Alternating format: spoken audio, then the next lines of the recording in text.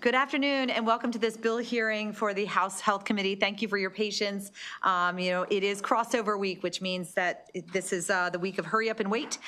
So I do appreciate your patience and also ask for your patience if we encounter any technical or streaming issues. This bill hearing is being streamed on the Maryland General Assembly YouTube channel. We do have a couple of virtual witnesses today, so please do bear with us when we go back and forth with the technology. Please note that food and beverages are not permitted in the gallery. Delegates may have drinks at their desks as these meetings can run quite long and hydration is essential. Please make sure to turn off your cell phones at this time or turn them to silent. If you see that members are not present, it is crossover week. We do have a lot of competing interests, but they are staying informed on the proceedings. They may be in other committees on their bills or having meetings, but please know that they are staying informed. Please adhere to our usual committee rules of one question and one answer from the panel, not one question and one answer from each panelist, and please keep your questions shorter than the answers. Sponsors, you are not time limited on your testimony, but please be conscientious of the fact that we are in crossover week. Witnesses, you are timed at 2 minutes. Please bear in mind also that this is a committee that does appreciate a good Me Too, given the time. So if you want to garner favor with the committee, that is always welcome testimony. With that, this is the order of the bills today. House Bill 714, 1401, 49, 1281, 1472, and 1126. We are scheduled to be back on the floor later this evening. So with that, we will bring up our first bill, which is House Bill 714. This is health abortion data submission to Centers for Disease Control and Prevention. This is Delegate Grammer. If you want to approach the table and, do we have Delegate Grammer? All right, we will go to 1401 then, and we'll come back. Do we have Delegate McComas or someone from her office? All right. How about, I do see Delegate Metzger, so we'll start with House Bill 49. This is Public Health Abortion Heartbeat Bill. Delegate Metzger, if you want to approach the table, and you can bring your panel and begin your testimony when you're ready.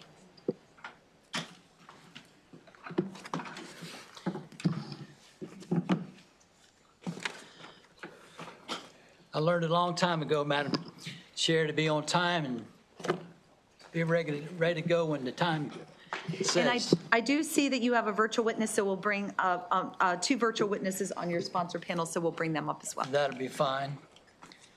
House Bill 49, Public Health Heartbeat Bill, March the 19th today. Good afternoon, ladies and gentlemen.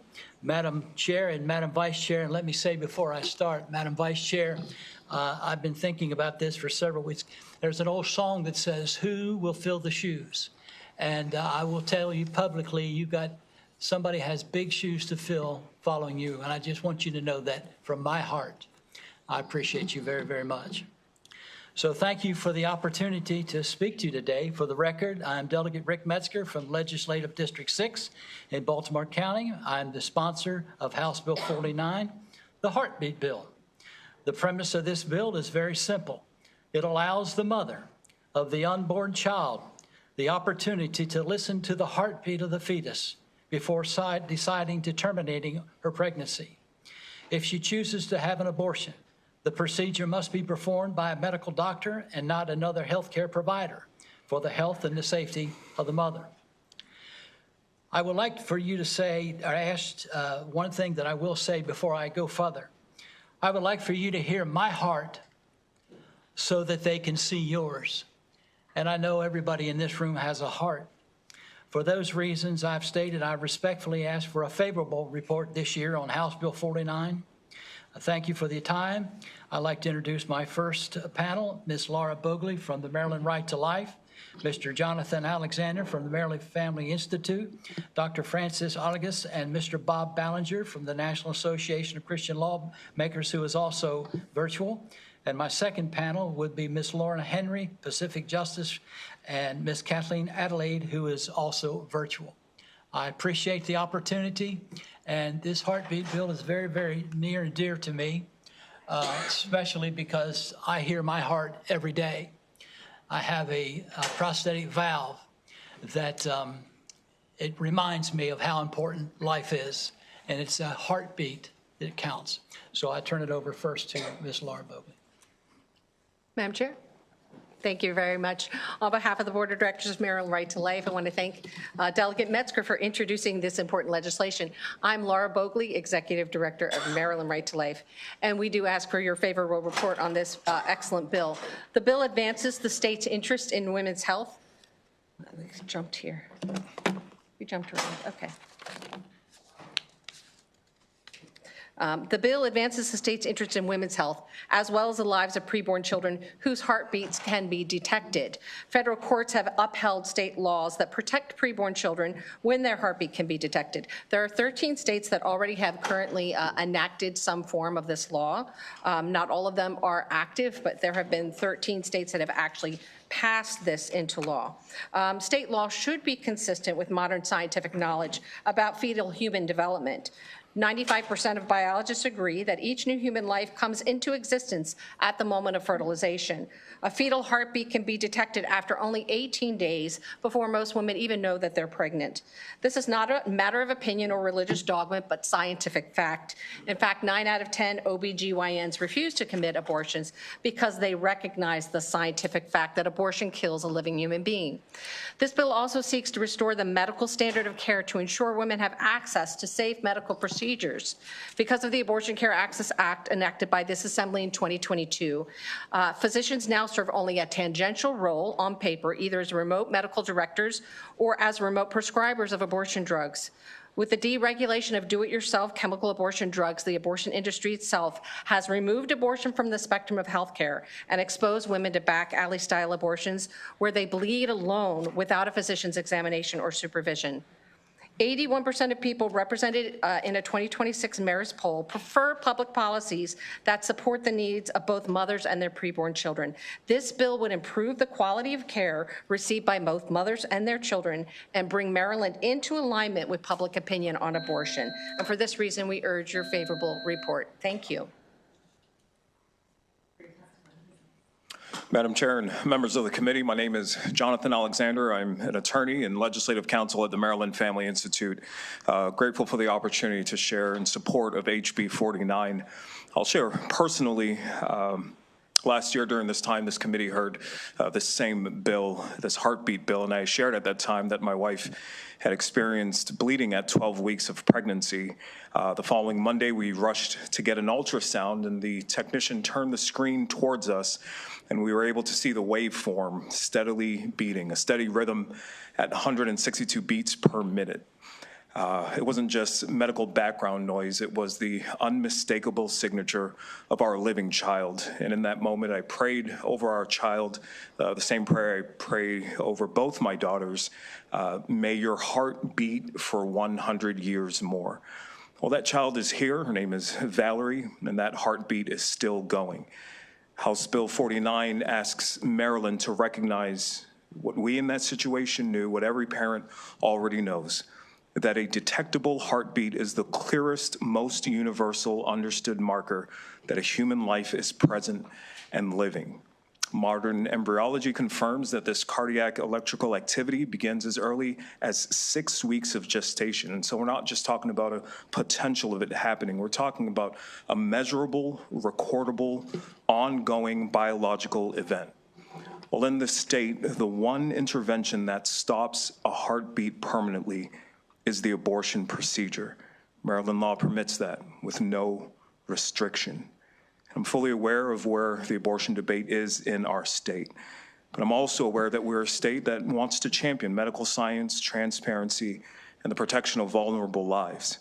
Well, this beating heart bill gives us all three at once. It's science, it's evidence, and it's a life deserving of protection under our laws. For those reasons, we ask for a favorable report.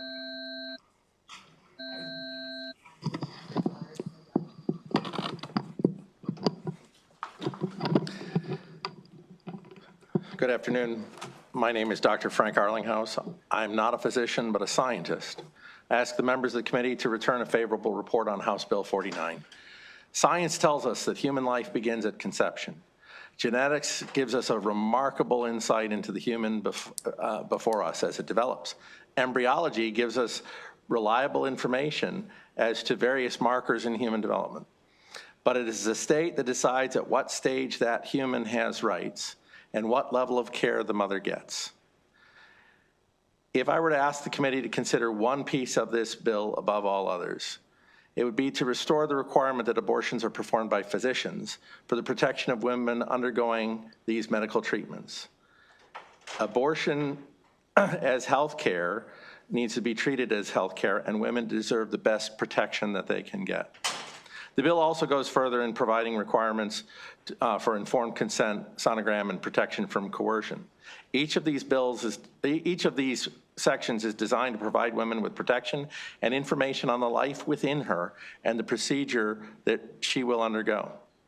Now, I understand the situation with regard to Maryland and abortion law. I'm here just to make a case for science and life. The provisions of this bill boldly look to support life, as well as informing and protecting women as they consider abortion. I stand with the sponsors of this bill on the side of protecting human life in the womb. A beating heart means something, especially coupled with all the other scientific markers of human life growing to maturity over the next 20+ years. I ask that you consider what that means to you, and to consider what other markers you consider significant in the development of that new life. Fundamentally, when does human life begin, and when and why is it worthy of protection? I ask that you return a favorable report on this bill. Thank you for your testimony. Mr. Ballinger, would you like to go ahead and unmute and begin your testimony? Thank you, Chair, and thank you, members of the committee. My name is Bob Ballinger, and I serve as Chief Legal Officer for the National Association of Christian Lawmakers. I just appreciate the opportunity to come and speak on this legislation. Back in 2021, this was the first bill that we adopted as a model policy, the heartbeat bill. And our president, Jason Rayford, carried way back in 2013 the first heartbeat bill in the country. And then since then, of course, like you've heard, many other states have adopted it. So this is legislation that we've lived with and dealt with. And I want to thank Delegate Metzger he's our state chair, NACL state chair, for allowing us this opportunity by bringing the legislation. And of course, the committee, thank you for allowing us to do it. This bill reflects a balanced approach, a way to actually come and have a biological measurable standard to decide. So we're not talking about an arbitrary time or date, but actually something that you heard presented by the medical and scientific community is something that you can say, we can measure a heartbeat. And I think that most of us understand that a heartbeat is life. If there's a heartbeat, there's life. That's the standard. If you're on a battlefield, if you're in an emergency room, if I'm a first responder, as I come up to a scene to determine whether the patient is still alive, you check a pulse. Is their heart beating? And so that's something we all understand. And then somehow maybe in this one little area where you have a little human being and we discount that heartbeat. And I think this is a good opportunity for us to say, okay, we're going to decide to set a standard, something that's measurable, and then at that stage, we'll protect those lives. This bill is a little bit unique in its set up with allowing the civil enforcement, but that is something that is done in many other legislation, and I think is a great legislation. Appreciate a good vote. Thank you for your testimony. Delegate Metzger, I've got a Lorna Henry in person. Yes, I'm right here. And if you want to come up and give your testimony, and then we'll open it up to Ms. Adelaide, and then we'll open up to questions.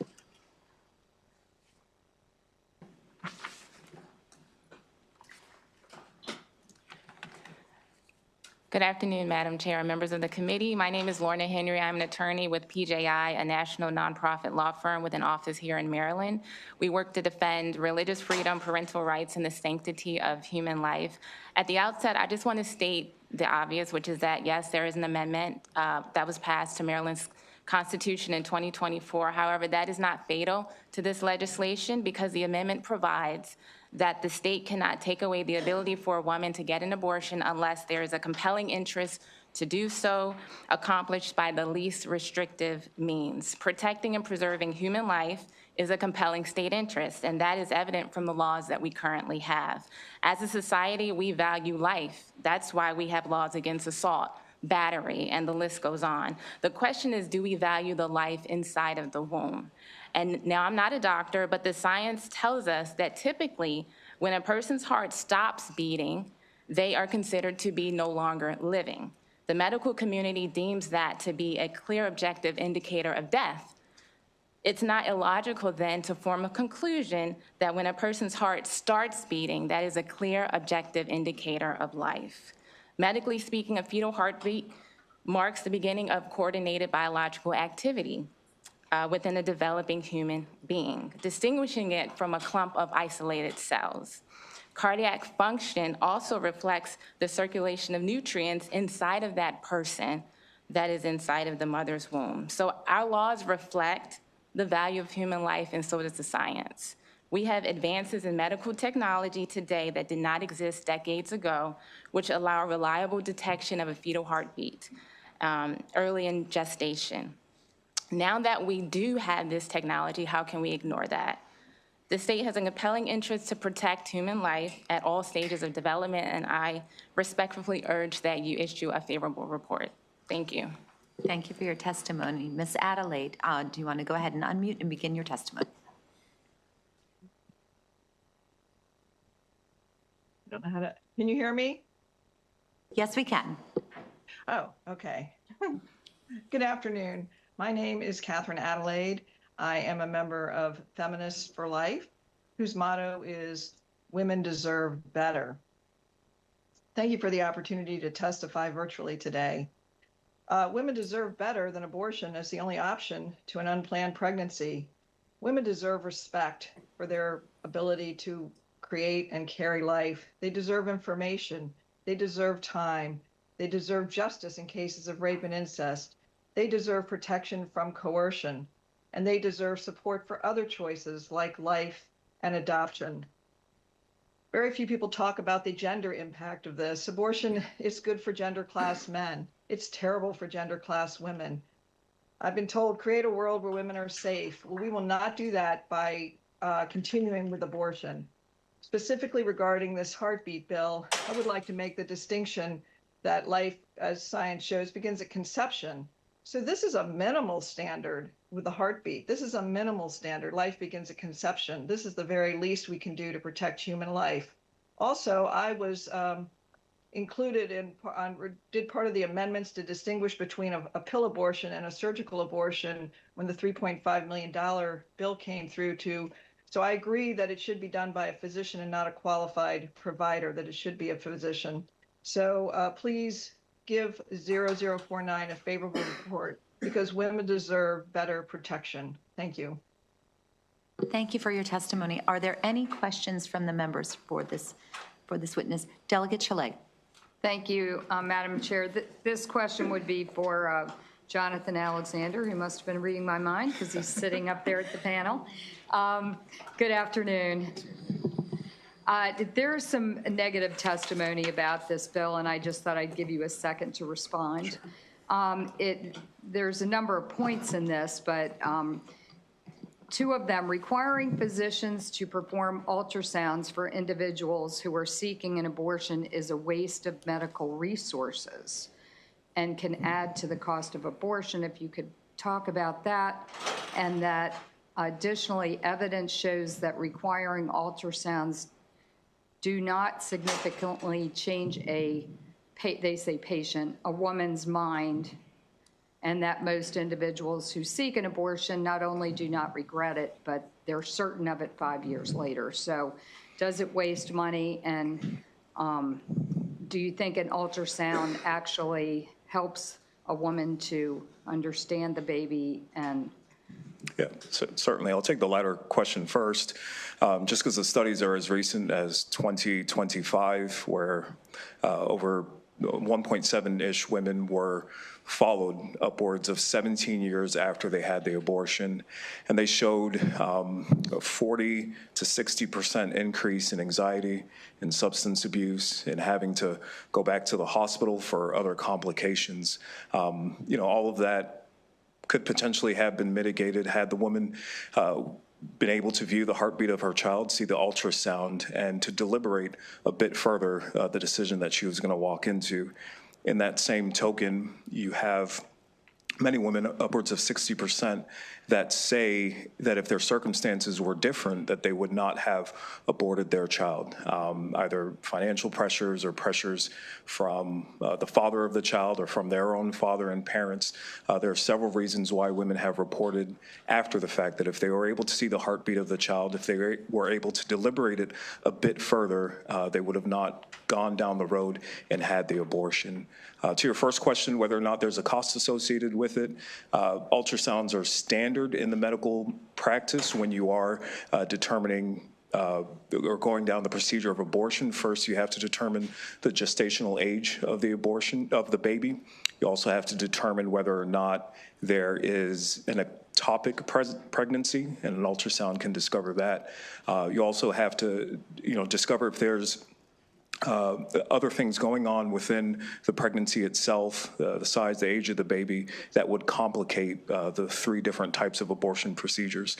So physicians, as it should be, already go through this process via the ultrasound to determine several things before leading to an abortion. So there would not be any cost. It'd be standard practice that is already done here in this state.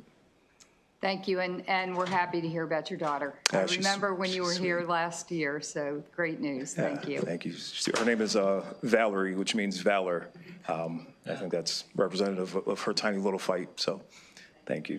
Seeing no further questions, this does conclude the bill hearing on House Bill 49. It's always a pleasure to have you back in our committee, Delegate Metzger. I just want to say this one more time. I would like for you to hear my heart so that you can see theirs. God bless you. Thank you very much for your testimony and for your patience. I thought I saw Delegate Chiliberti. Yes, okay, so we're going to go to House Bill 1281. This is health, abortion, ultrasound, and wait time. Delegate Chiliberti, if you want to come to the table and you can bring your witness panel up and begin your testimony. Did I not see him? Oh, okay. Do we have Delegate Grammer or Delegate McComas? Or Delegate Chi?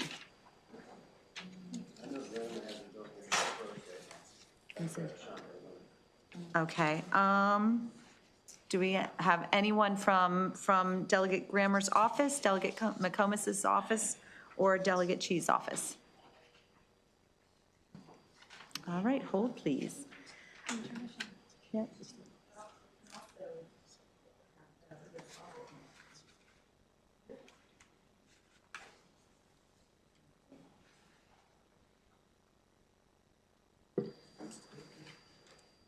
Do we want to do that?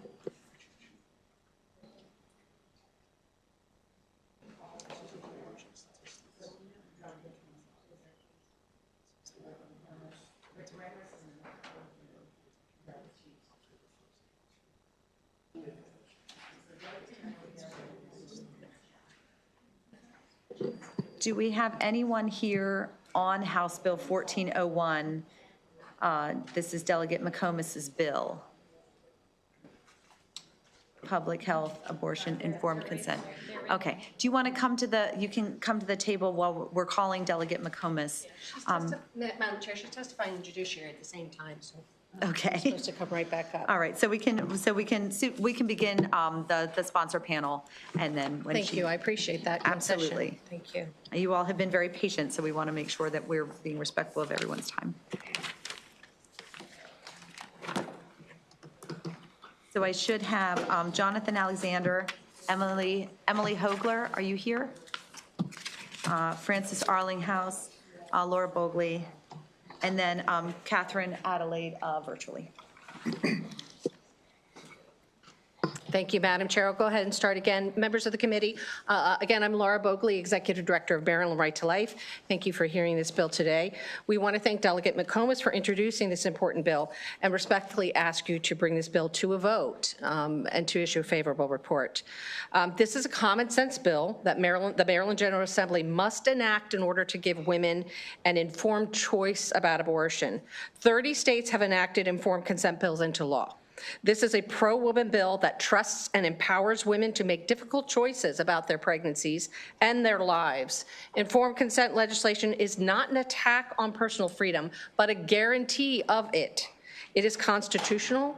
It is reasoned and compassionate response to the needs of concerned pregnant women. Real choice. It is intellectually dishonest to say you are pro-choice, but they refuse to guarantee the women of Maryland the fundamental information they need to make that informed choice about their growing child and reproductive health. If abortion is such a good thing for women, why is there conspiracy of silence about what abortion really does to our hearts, minds, and bodies? Why, when we live in a society where everything has a warning label, are there no consumer protections for women considering abortion? Women also need information and access to abortion alternatives and resources available to them to help them empower them to choose life for their children. The health risk of abortion undermines the false narrative promoted by the abortion industry, namely that abortion debate requires choosing sides between mothers and their unborn children. The truth is that regulating abortion benefits both mothers and children, even their children in future pregnancies. Evangeline Bartz of Americans United for Life put it best when she said, quote, "Women have been betrayed by an abortion industry that puts its profits above the health and safety of women," end quote. Many women who undergo abortions also face years of psychological pain and turmoil, and too many women experience physical injury. With the deregulation of abortion drugs, 11% of women are experiencing serious complications, and more than 24 women have been killed by abortion drugs.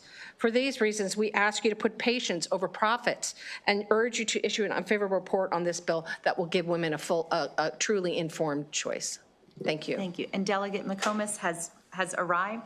Do you want to come and give your testimony, or you want to let your sponsor panel go and catch your breath? Okay. And I'm brief. Less than a page. All right. All right, so we'll let your sponsor panel go, and then you can come and give your testimony. Madam Chair and members of the committee, my name is Jonathan Alexander. I'm an attorney and legislative counsel for the Maryland Family Institute, in strong support of 1401. As informed consent is a basic idea, it's a foundational principle for all of American medical ethics. You know, before any significant medical procedure is done, whether it's surgery or chemotherapy or organ donation, the law requires that the patient be told what will happen to their body, told what the alternatives are and what the potential consequences may be. But abortion is one of those glaring exceptions in Maryland law. Well, 1401 does a good deal to close that exception. It requires that women be given the accurate medical information about the development of the fetus, the physiological, the psychological risk that could occur during the procedure of the abortion or shortly thereafter. And the evidence is substantial. The stats that I mentioned in response to Delegate Schlegel's questions is a 2024 systemic review found that abortion was associated with 49% greater likelihood of depression, 43% greater likelihood of anxiety. A 2025 study, the one I referenced, said that more than 150% more likely women would be hospitalized for substance abuse disorders if they chose to go down the right route of abortion rather than give birth. And over 60% of women reported significant pressure to abort, many of them saying that they would have chose differently had they received more support.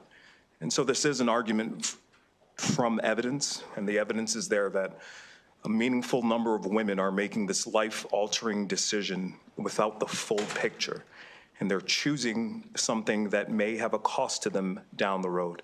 HB 1401 is the remedy. 29 states have enacted informed consent laws. We ask that you give this a favorable report. Good afternoon. Dr. Frank Arlinghouse. I'm the father of 3 daughters, one of whom is an emergency department nurse. I ask the committee to issue a favorable opinion on House Bill 1401. The bill is concerned with how we regulate abortion. Abortion is legal in Maryland, and this bill is not attempting to do anything to change that. But the state has a compelling interest to regulate legal medical procedures, and abortion is a medical procedure. So we should establish reasonable regulations and restrictions to ensure the health and well-being of the patient. But one of the very important things is with other medical procedures, we go through informed consent.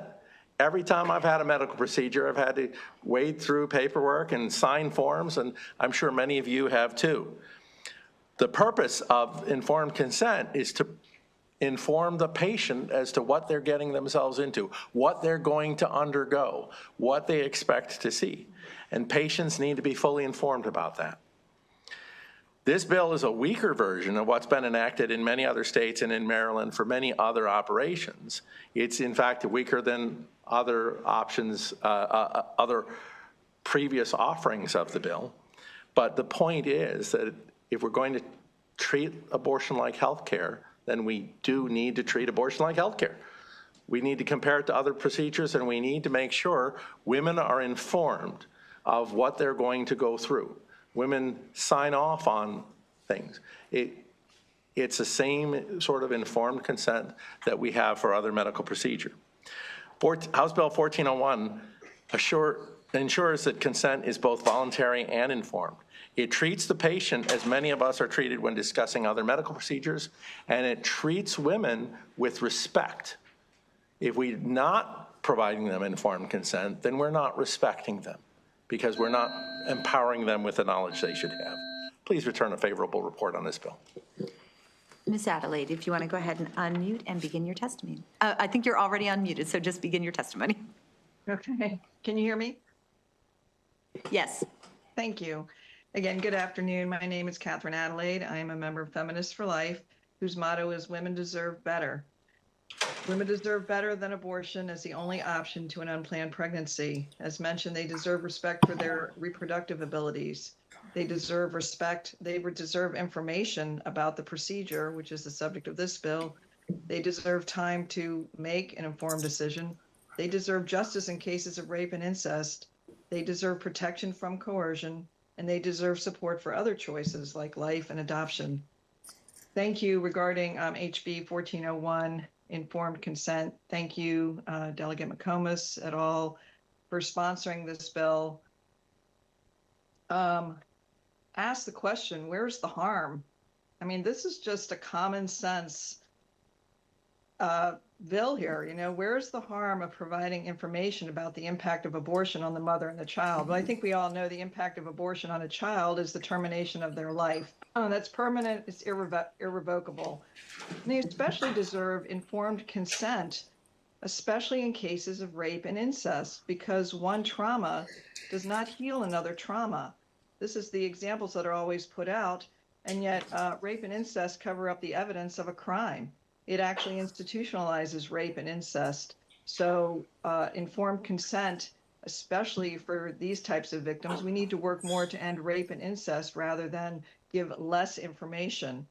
So again, it's just a common sense answer to so many of the problems here is why would anybody object to a woman knowing everything that is connected to her health and her body, including her emotional health?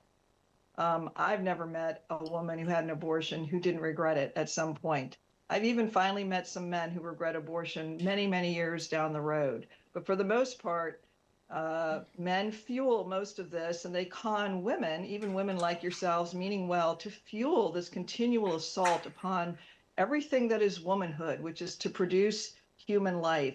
So again, use common sense. Please give a favorable report to HB 1401 because women deserve information and protection. Thank you. Thank you for your testimony. And Delegate McComas, your panel has represented you well. If you want to go ahead and give your testimony. Well, I want to thank them, and I want to thank the committee. We're having a voting session downstairs in Judiciary, and I do apologize, and it's kind of been chaotic. This is testimony for public health abortion informed consent. Pregnancy is an important time to understand your rights. During pregnancy, one has the right to know what is going on to happen to your body and how it affects you. Informed consent, as set forth in HB 1401, requires medical personnel to inform patients about the abortion before performing the procedure. At a minimum, the medical provider should tell the patient the abortion procedure steps and the known risks, psychological and physical outcomes, including possible medical complications. HB 1401 is meant to assure that pregnancy decision-making process is one based on accurate and uncoerced medical information and not disinformation. Abortion is an act that often results in regret and long-term depression years and years later. Obtaining an informed consent signed by a patient is a simple and direct method to ensure that the decision to have an abortion is based on knowledge of the procedure and the risks involved. Please return a favorable report for HB 1401. Thank you. Thank you all. Thank you for your testimony. Are there any questions for this Delegate Shalega? Thank you, Madam Speaker. Welcome again, Chair. Thanks. You know, I heard on the news this week about something, and I found it. I wasn't sure the details, but a man in Texas, John Ruben Gabriel Demeter, was charged with aggravated assault causing seriously bodily harm when investigators allege he covertly gave his girlfriend mifepristone, resulting in the stillbirth of their daughter. And then I see there's many other news stories like that. So I guess for Mr. Arlinghouse or Mr. Alexander, I think this bill could stop that because you'd need informed consent. So a boyfriend or other person couldn't cause the abortion of a woman to have an abortion without her consent. And if you have any information about that case or this issue that seems to be starting in 2024, 2025, and now this year. Okay. I can't speak to that case. I can speak to the broader developing situation. There was a case also out of Texas in 2007, a woman by the name of Catherine Herring, whose husband poisoned her using the abortion pill seven separate times. And he never had to see a doctor. He could do it via telehealth and without any informed consent, laced her breakfast fluid 7 different times. The first time is when most of the harm occurred to her. She was bleeding out. She made it to the hospital.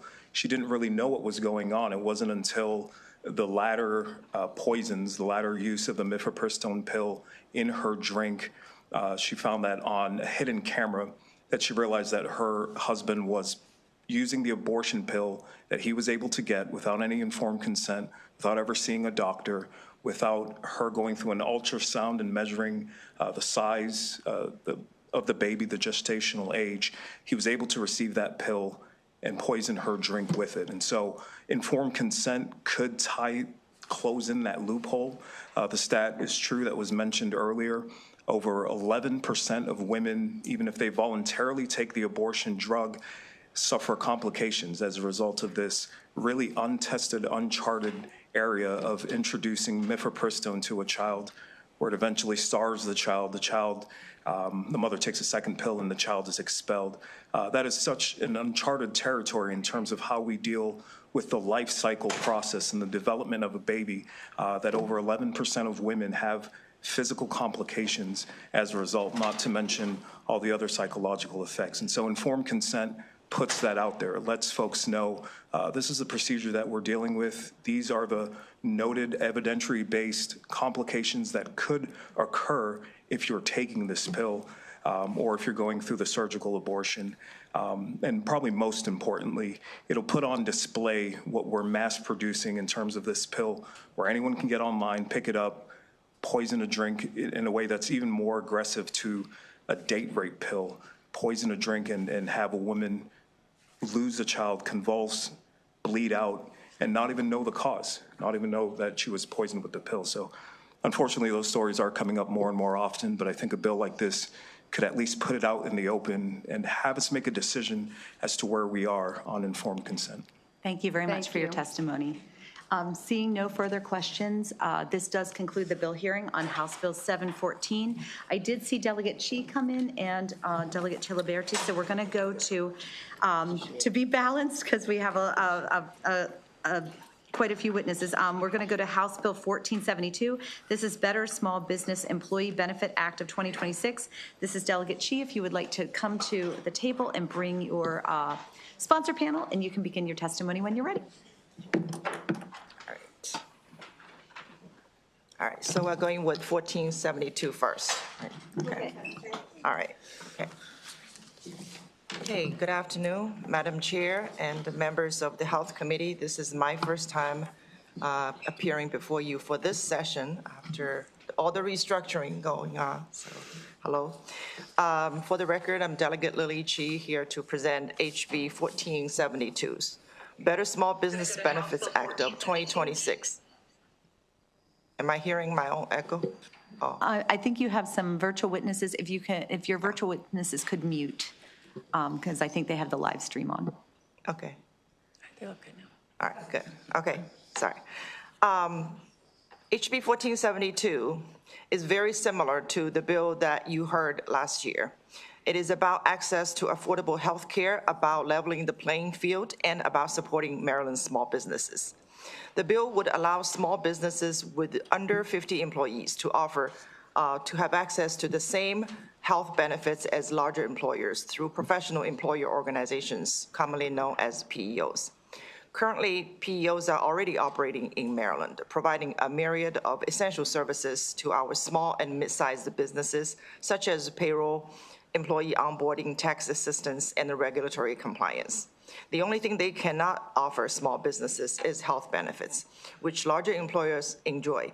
Maryland is only one of 3 states with such a restriction, which has a significant impact on small businesses' health insurance premiums and the benefits they can offer their workers to stay competitive, as you will hear from their testimonies later.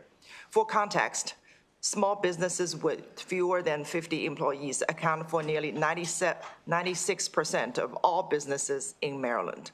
Currently, only about 1 in 3 of these businesses actually offer health insurance to their employees, versus 97% of larger businesses with over 50 employees that actually do. This bill would give small businesses incentives to offer health coverage through more competitive pricing and benefits. We have in the bill a broker amendment that would require PEOs entering into agreements with the small employers to disclose certain information. This bill is not a mandate, it simply is an option to allow small businesses to make their own decisions about what's best for them and their employees. At a time when affordability is a big issue, when we need to urgently grow our commercial tax base and the business footprint, we have an opportunity to get out of our own way by helping our small businesses already doing business in Maryland. In its report last year, the Maryland Economic Council explicitly recommended that the state should reform our employer benefit rules to allow and encourage small employers to nimbly access benefits for employers with fewer than 50 employees. That is very explicit. I understand this is a legacy issue, and those opposing it are genuinely concerned about the impact of this bill on the small group market. But the status quo, no matter how lofty the goal is simply broken and unacceptable. When 2 in 3 businesses are unable to offer health insurance to their workers, something must change. I had a conversation with many stakeholders, including the director of the Maryland Insurance Administration, and understand the department is currently undergoing another study to address this issue, even though its own study from 2 years ago mandated by this committee found no direct causation between allowing small businesses to purchase large group health insurance through PEOs and a negative effect on the small group market. We can regulate PEOs by allowing them to operate in Maryland rather than outright banning them. We can offer small business viable options and help their workers at the same time. So with that, I turn to my panel. Thank you. Good afternoon, Madam Chair, members of the committee. Caitlin McDonough on behalf of the National Association of Professional Employer Organizations, or PEOs, here in support of House Bill 1472. Thank you to Delegate Shi for her so much effort she's put in on these access issues the recent couple years. And she's actually stolen the vast majority of my testimony. I would add a couple more statistics that 1/3 of small businesses, which employ over half of Marylanders, that provide insurance currently through employer-supported insurance, that number gets significantly lower when we discuss women-owned businesses, minority-owned businesses, and immigrant-owned businesses, even lower than that, which is one of the reasons the Legislative Black Caucus has been so supportive of this legislation. I know there's going to be questions. I mean, I think the questions that are raised by this bill are around the impact to the small group market. And while we don't have data necessarily to articulate that in Maryland, we have 48 other jurisdictions we can look at, because it also includes DC, where small group markets are still operating. I understand every state is unique, but we do have a lot of models we can look at. I also, we were going to have a panel, Melissa is joining me, and then we have a panel who can provide ample information about what these plans look like, how they compare to small group plans, what kind of coverage. These are very robust plans. They are competitively bid. And I know this committee spends a tremendous amount of time looking at the cost of healthcare and has tremendous respect for employers and sponsors who, seek the best coverage they can for their employees. I would ask that, they look for to share those same abilities with these small businesses here in Maryland. And finally, while I do understand some of the concerns with the bill, I think we do need to look at what's the ultimate goal here in Maryland. Is it to have markets, or is it to make sure people are insured? This is a tool that small businesses have to provide robust, affordable insurance, and we would like to pursue this here in Maryland. So I urge a favorable report, and I know there'll be questions. Melissa will be able to answer some of them in the panel after us, but we're happy to answer them as well. Thank you. Madam Chair, members of the committee, thank you for the opportunity to be here today. My name is Melissa Kelly, and I'm here on behalf of ADP Total Source, a PEO that does business in all 50 states. In Maryland, our footprint includes 54 clients, approximately 6,500 worksite employees, and an office in Middle River. PEOs offer small businesses the opportunity to offload administrative complexities. Think about a small landscaping company with maybe 12 employees. That owner didn't start the business to think about how to figure out payroll taxes or UI filings or how to implement paid leave deductions. They want to keep the crew working, customers happy, and maybe grow that business. By taking care of all that back office work, we allow small businesses to do that, and the state benefits when filings are consistent and accurate. House Bill 1472 would simply enhance PEO's abilities to help small businesses and worksite employees by allowing us to offer the full suite of PEO services here in Maryland.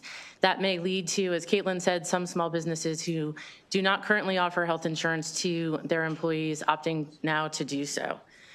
ADP Total Source has been offering fully insured, ACA-compliant large group health plans in the 48 jurisdictions that allow us to do so for decades.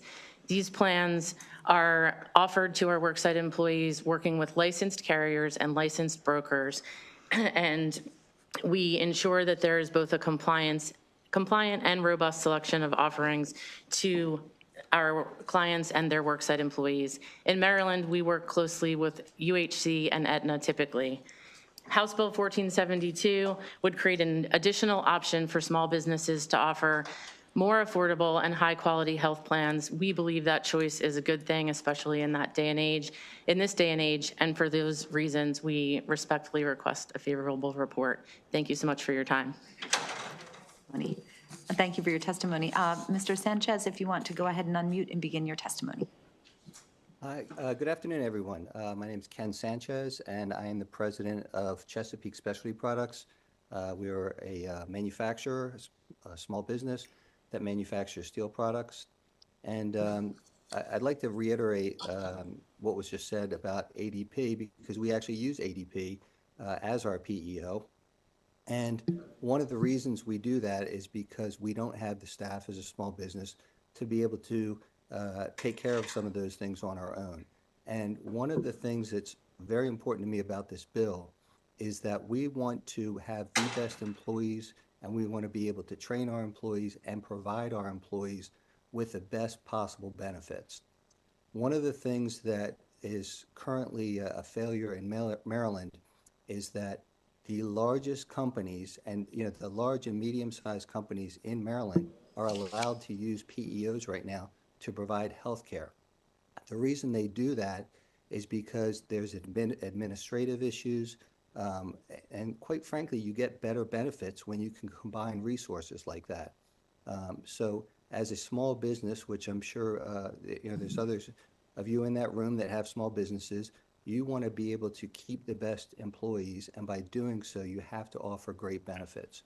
So that's the reason we really need this bill pushed. We need it to pass, and I'm going to basically stop talking because I really think that you guys have heard all this.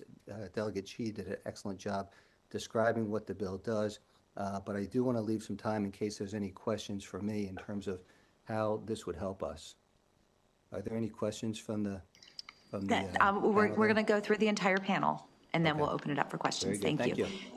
Madam Chair, I am being texted constantly. Eric Foster is in the waiting room asking to be let in. He should be on the proponent panel. I don't know if he's on the sponsor panel. Oh, okay. He's not listed on the sponsor panel, so we'll. Okay, we'll all go right, ahead just and let not him the in. sponsor panel. I just didn't know if he needed to be able to hear the hearing. Okay. Sorry. Mr. Wind, if you want to go ahead and unmute and begin your testimony. Thank you very much. Good afternoon, everybody. I want to thank you for the opportunity to provide testimony in support of the Better Small Business Employee Benefit Act.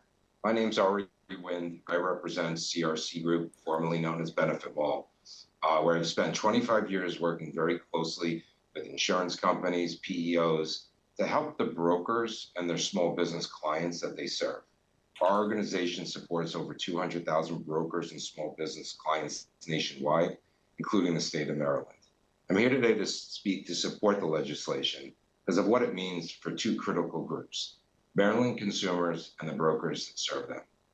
From the consumer perspective, affordability and access to health coverage continues to be a significant challenge. Small businesses, employees, and their families are facing rising premiums, higher deductibles, increasing prescription drug costs.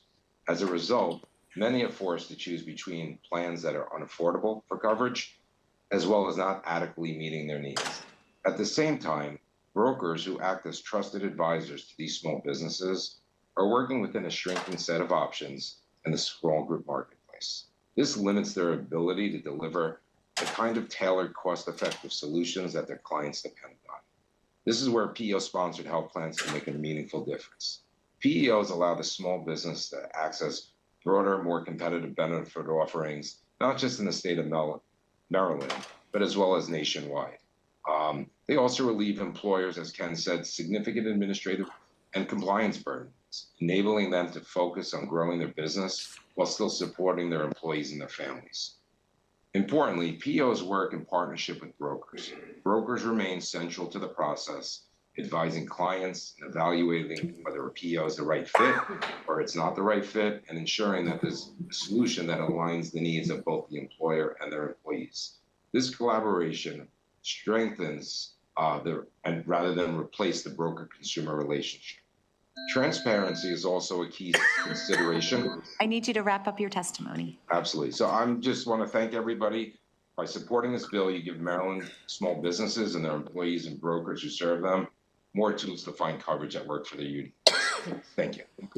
Thank you. Mr. Foster, if you want to go ahead and begin your testimony. Thank you. Good afternoon, Madam Chair and members of the committee. My name is Eric Foster. I am Managing Principal of PEO Velocity. We are an actuarial and underwriting firm serving PEOs, offering health benefits to serve small businesses. We are privileged to support 40 PEOs today, quoting health benefits to 20,000 small businesses annually. We also renew 12,000 small businesses each year, covering 250,000 members across 47 different states. We partner with 19 insurance carriers, including Aetna, Cigna, United, Kaiser, and 15 Blues plans.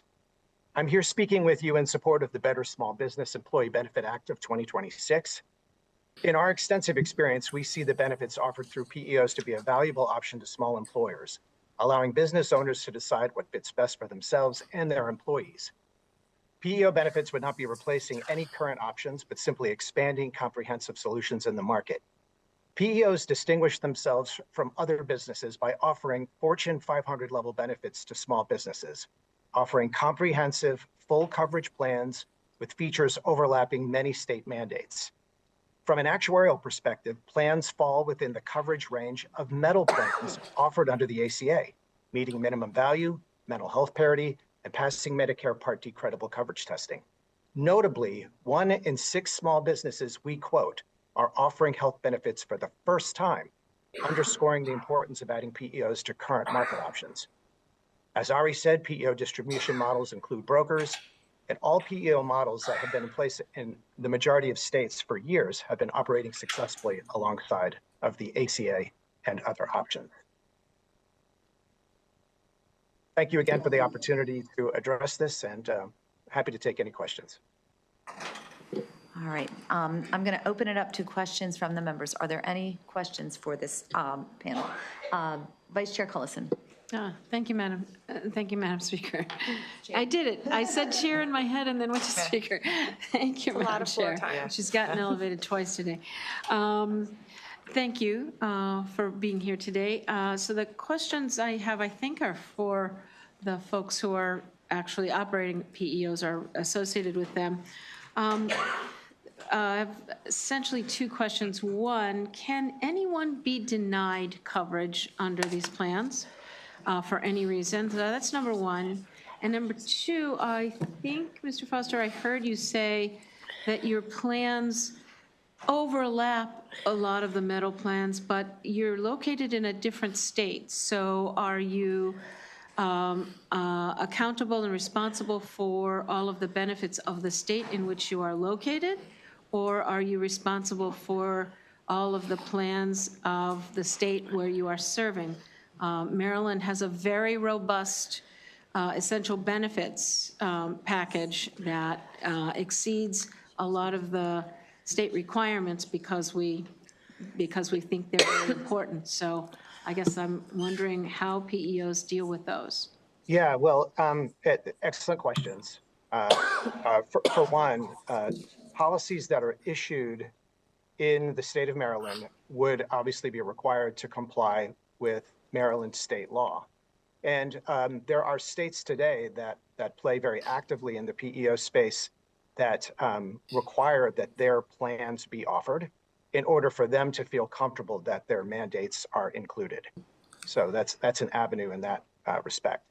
Also, rating in our arena considers industry, size of the group, participation, demographics, geography, a lot of the factors that are impacting other markets as well.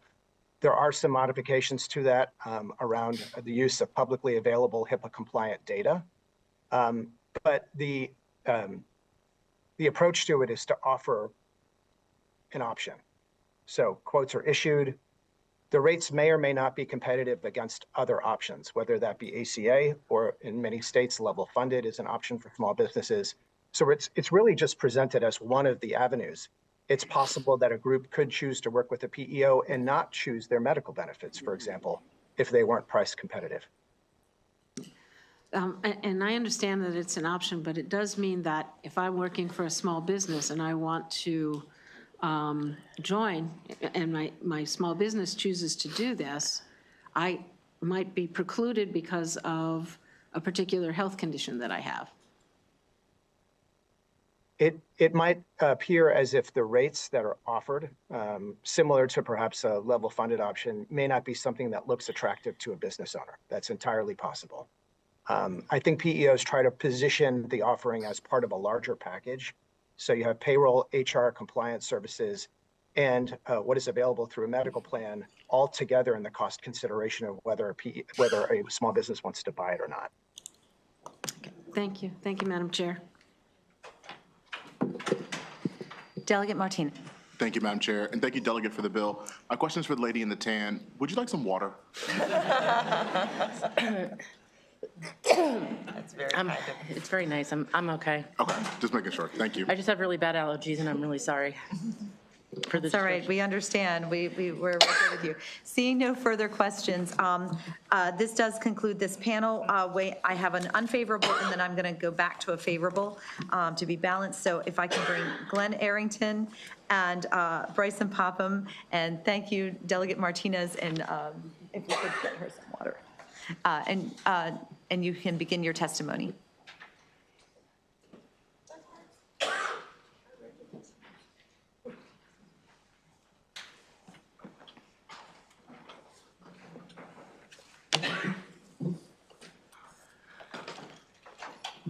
Thank you, Madam Chair, Madam Vice Chair, members of the committee. My name is Bryson Popham. I am here today on behalf of the National Association of Business and Insurance Professionals, which is a trade association consisting primarily of health insurance brokers. And I am also here at the request of Care First, Kim Robinson, who would have been here, was unable to be here. She asked me to speak for her and represent, as she did on the Senate side, Care First's opposition to this bill. I have the greatest respect for Delegate Chi. She is one of the most hardworking, diligent, best legislators I know. And I regret having to oppose one of her bills. But it's not just the last 3 years that you've seen this. This initiative has been brought before you probably 10 times over the last 20 or 30 years. And each time your predecessors have decided to stick with the law that we passed in 1993, the Maryland Small Group Law, that today protects 227,000 individuals. And it gives them some very important benefits, like guaranteed issue. To the Vice Chair's question earlier, if you're in Maryland Small Group, you can't be moved out, you can't be priced out. The price is based on the group, and that's what you get. In the Senate hearing a couple of weeks ago, the chair of the Senate committee mentioned a conversation with the insurance commissioner in which she alluded to the 50 mandated benefits I believe you were referring to in your question, Madam Vice Chair. I don't think that PEO products offer those, but don't take my word for it. You can ask the insurance commissioner yourself. And we think that this is a very important protection for many Marylanders who rely on Maryland Small Group Health Insurance, and we would urge you to retain it and give an unfavorable report to House Bill 1472. Thank you.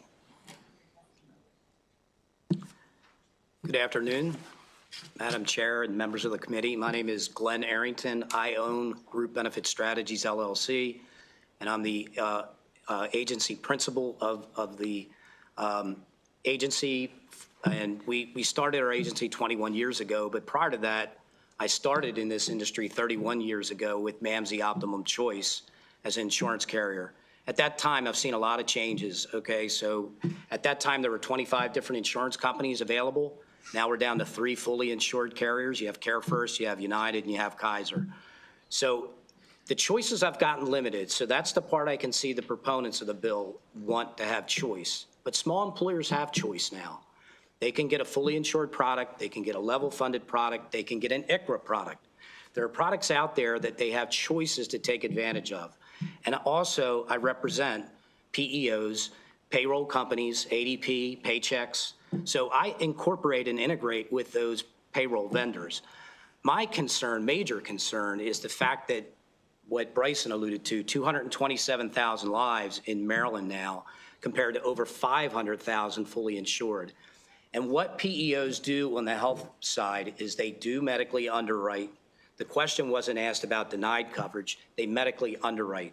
And if they don't like the favorable part of it, they'll tell me, broker, go ahead and put them in the fully insured plan, and we'll put the HR, we'll put payroll, we'll put everything in place, but we'll carve them out for the health insurance.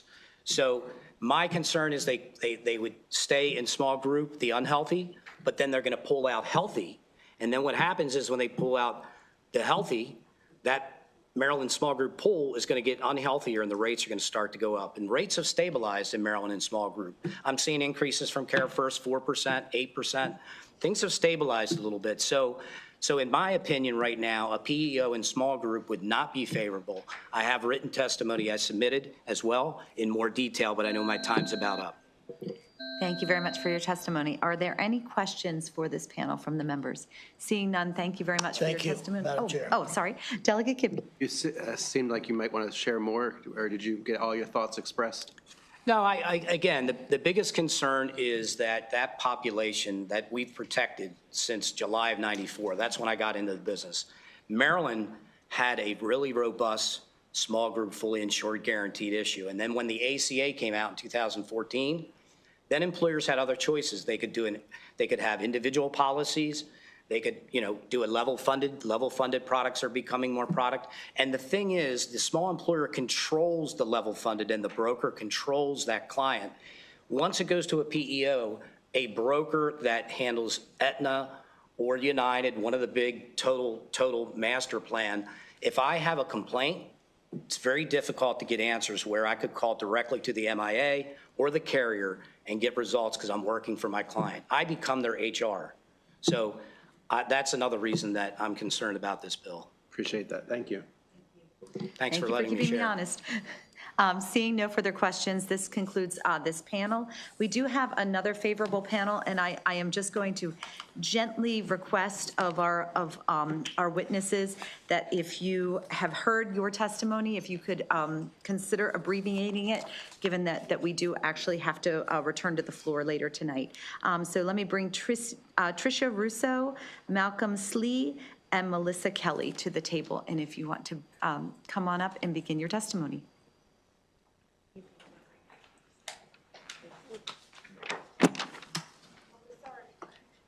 Melissa Kelly, IRA.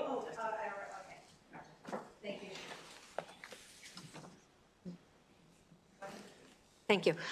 Good afternoon, Madam Chair and esteemed members of the committee. My name is Tricia Russo. I am Director of Government Affairs for JustWorks. JustWorks is a national professional employer organization, or PEO. We are headquartered in New York, but have small business customers in all 50 states. In the great state of Maryland, we have over 1,000 small business customers who we provide HR solutions for. Since JustWorks was founded, we're driven by one powerful mission, and that is to help small businesses grow with confidence.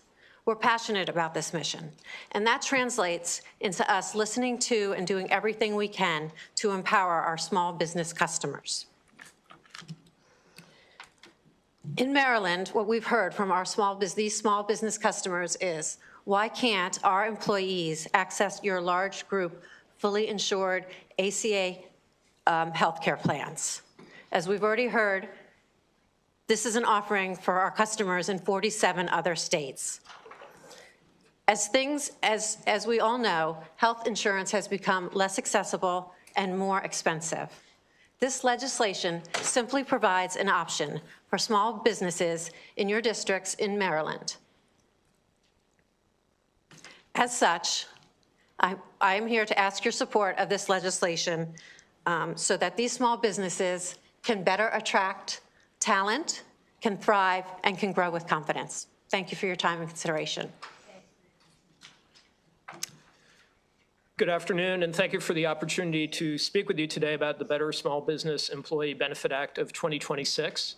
My name is Malcolm Slee, and I'm a principal at the Groom Law Group in Washington, D.C. Our law firm specializes exclusively in employee benefits with a core focus on retirement and healthcare law. And I'm here today in my capacity as outside health regulatory counsel to the National Association of Professional Employer Organizations. I also work with a number of different PEOs on the legal issues that arise for the retirement and health plans under both federal and the 47 state laws in the states where PEOs are allowed to offer this type of coverage. I'm here today to try and help answer any legal questions that come up regarding the regulatory framework that governs the administration of PEO-sponsored health plans, which I can assure the committee is comprehensive. Like all employer-sponsored health and welfare plans, PEO-sponsored plans are subject to the requirements of the federal law, ERISA, which requires the plan to be administered by fiduciaries in the best interest of the plan participants and beneficiaries and contains many reporting and disclosure requirements. PEO-sponsored health plans are also subject to the applicable requirements of the Affordable Care Act and must also comply with other federal laws such as HIPAA and COBRA. The U.S. Department of Labor regularly audits PEO-sponsored health plans to ensure that all of these applicable legal requirements are being met.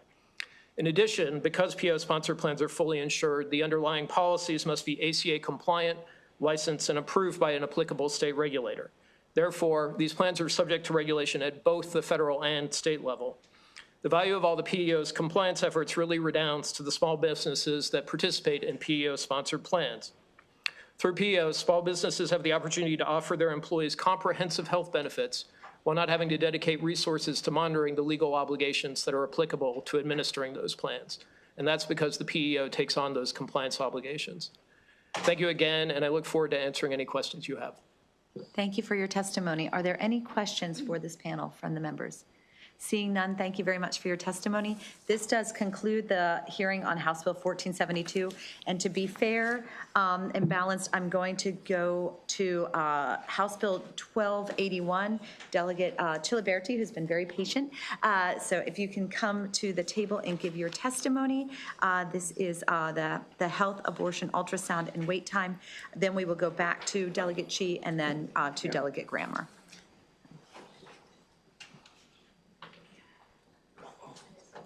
Is he still not Delegate Chip? Oh. I thought I saw him. Oh, Silver, thank you. If I could sing it wrong for 8 years.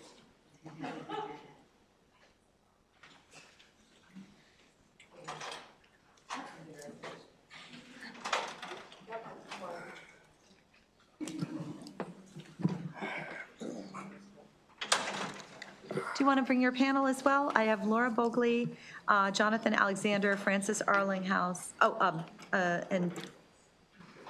Actually, I just have Laura Bogley on your sponsor panel. Do you want everyone? Good to see you. Good to see you. Go ahead and begin your testimony.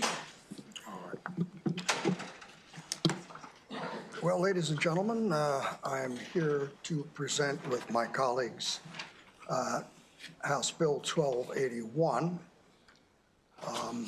It is not lost on me that this particular issue and this particular bill has been presented before, and hopefully we'll have a little better results this time. With that, I would like to turn this over to my colleagues, Ms. Buckley, and yours are Mr. Alexander Jeffrey. All right, Madam Buckley. Thank you. For the chair to recognize. Madam Chair, thank you. Again, Laura Bogley, Executive Director of Maryland Right to Life. Thank you, Madam Chair and committee members, for the opportunity to speak with you again today. We want to thank Delegate Ciliberti for introducing this important bill, and we do urge your favorable report. 28 other states currently require ultrasounds before performing abortions. The Supreme Court has long upheld informed consent laws, which are not an attack on reproductive freedom, but a guarantee of it.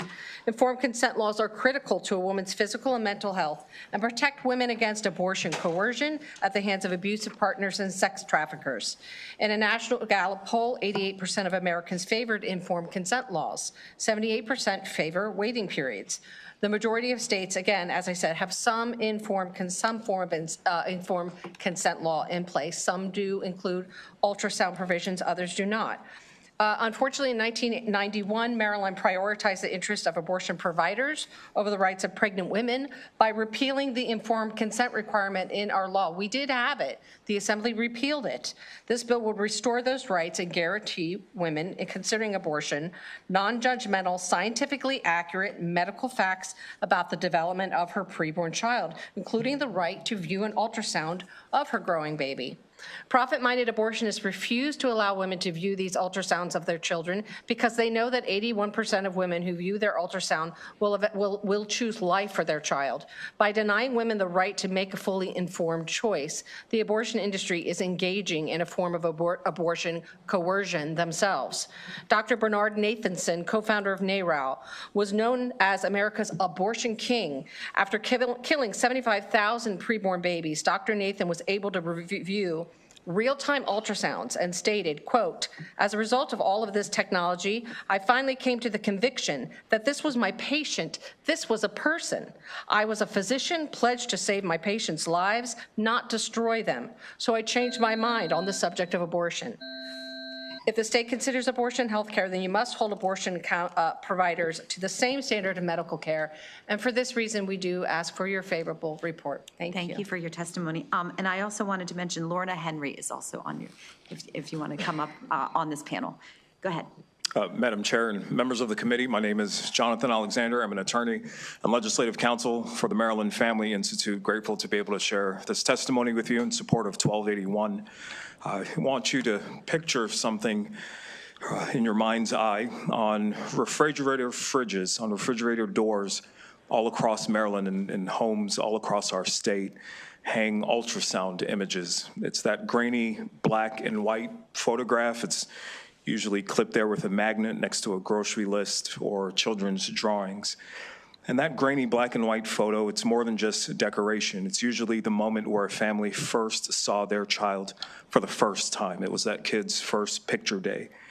And HB 1281 asks that a woman considering having an abortion be given that same moment before she makes a permanent decision.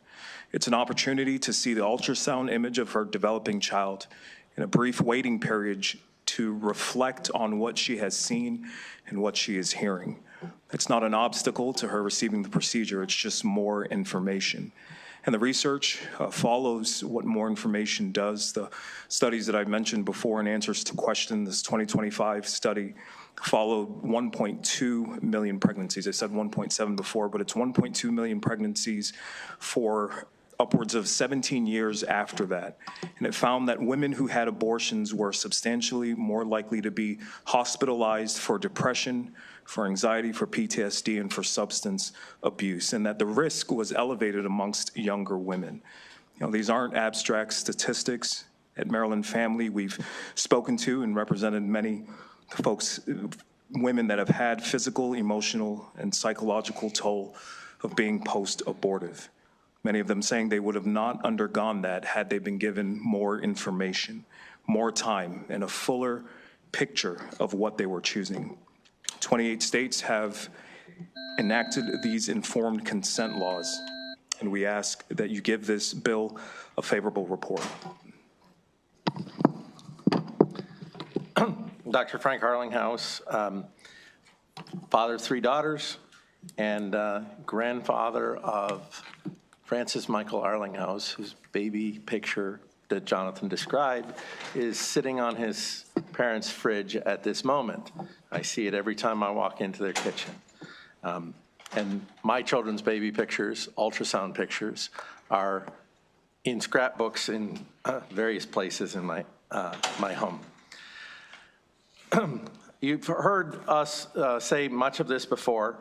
You've heard us mention the 28 states, including Virginia and West Virginia, that have similar laws. It's important to give women more information, not less. Informed consent is important, and part of informed consent is understanding what's going on with them. Ultrasounds serve an essential medical purpose, whether they choose abortion or not. It confirms the present location and gestational age of a pregnancy, and it helps detect potential medical problems. The short waiting period gives an opportunity for reflection on the information presented, so that in some sense they have a greater understanding of whatever choice they make.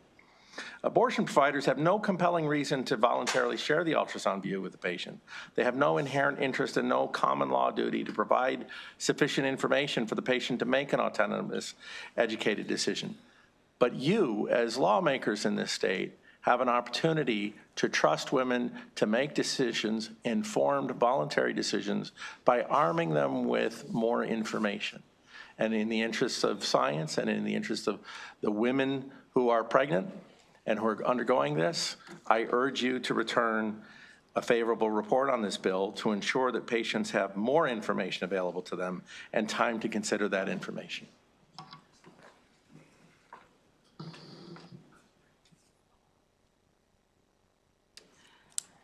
Good afternoon, members of the committee. My name is Lorna Henry. I am an attorney with Pacific Justice Institute, also known as PJI, a national nonprofit law firm that seeks to defend the sanctity of human life, among other freedoms. In my humble opinion, this should not be a difficult bill to pass for several reasons.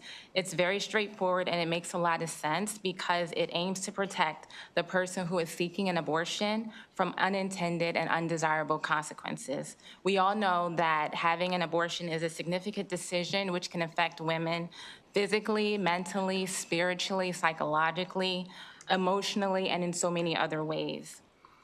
A waiting period gives a woman a better chance to make an informed decision, as we've already heard others speak about, by allowing her adequate time to process medical information and to reflect on it. A waiting period can also serve as a safeguard against external pressure or even coercion. Some women face pressure from partners, family members, and others to have an abortion. A mandated pause provides time and space away from possible undue influence. It can also create an opportunity to seek additional confidential advice or support, which is very important. It can also reduce the likelihood of later regret, which we also heard someone speak about, which is very important to the emotional well-being of any person. Lastly, a 24-hour delay is limited. It's not prohibited. It does not prevent access to an abortion. And on a different note, according to the CDC, Black women account for nearly 40 to 45% of all abortions nationally. As a Black woman, that is a significant statistic for me to hear. Many Black babies that could be born are not being born, and obviously there are many reasons for that. I say give women of all races, all ages, all stages of life an opportunity to process more completely what is involved in their decision to have an abortion. Again, this law does not prohibit access, and I respectfully urge a favorable report. Thank you. Thank you. I'm going to call the two virtual witnesses and then open it up for questions because I see Emily Hogler. And is Ms. Adelaide on? Yeah. Okay, great. Ms. Hogler, why don't you go ahead? Good afternoon. Thank you for having me today. My name is Emily Hogler. I serve as Policy Counsel at Americans United for Life. I'm here today to testify in support of House Bill 1281. I specifically want to address the constitutionality of this bill. The Maryland state constitution explicitly permits regulation of abortion procedures that serve a compelling state interest through the least restrictive means. And HB 1281 is a textbook example of this type of bill for two reasons. First, protecting the informed consent of women is a compelling state interest. Informed consent is the bedrock of ethical medicine. A woman cannot choose a medical procedure unless she is adequately informed of it. And the need for robust informed consent, particularly in the case of abortion, is especially urgent because of the high rates of abortion coercion. Data suggests that over 60% of women who received abortion experienced high levels of pressure to abort. Additionally, intimate partner violence is 3 times greater in women seeking abortion than those continuing pregnancy. By requiring comprehensive screening and information, HB 1281 provides necessary space and protection for women to make a decision about abortion that is authentically hers and serves a compelling state interest. The second reason is HB 1281's provisions ensure informed consent through the least restrictive means. This bill directly enforces a woman's right to receive a certain medical standard of care from her provider without affecting her right to abortion. So it regulates the medical providers, the standard of care that they provide for the woman, not the woman's right to abortion. And it accomplishes this in the least restrictive means possible. So, for example, the ultrasound requirement, that is the least restrictive means of determining whether there is an ectopic pregnancy, which could potentially be life-threatening. The 24-hour requirement is the least restrictive means of ensuring that woman has the time and information to make an informed decision. The bill is precisely targeted. The reflection period is reduced just 2 hours for women traveling long distances and is waived entirely for medical emergencies. This bill ensures that women have the right to know exactly what is being done to their bodies and the risks involved, and it replaces pressure with information and haste with reflection, empowering women with authentic choice and medical clarity. I urge a favorable report. Thank you. Ms. Adelaide, want to go ahead? Can you hear me? Hello? Yes, thank you. Can you hear me? Yes, we can hear you. Okay, thank you. Yes, Catherine Adelaide. I am a member of Feminists for Life, and I'd like to ask these questions first. How did gender class men con gender class women into killing their own offspring?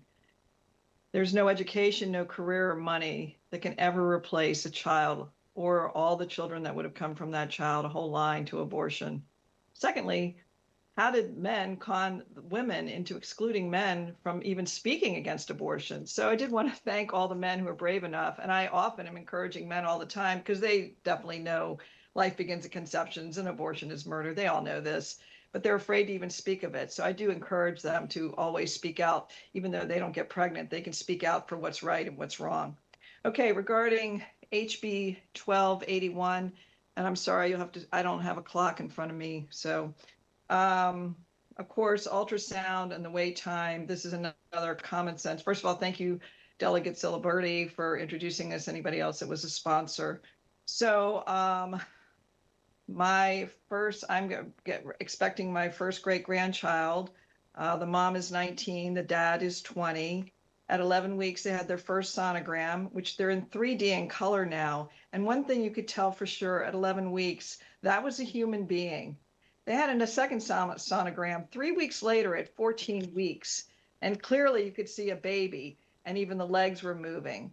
So, I mean, these sonograms absolutely are part of informed consent and just part of the information. And my grandson and granddaughter were just absolutely stunned at this, both sonograms, but the second one, it was just life-changing. Anyway, I was pressured to abort my daughter, and luckily I didn't do that. And she grew up and she adopted my 3 grandchildren, and thankfully their mothers didn't abort them.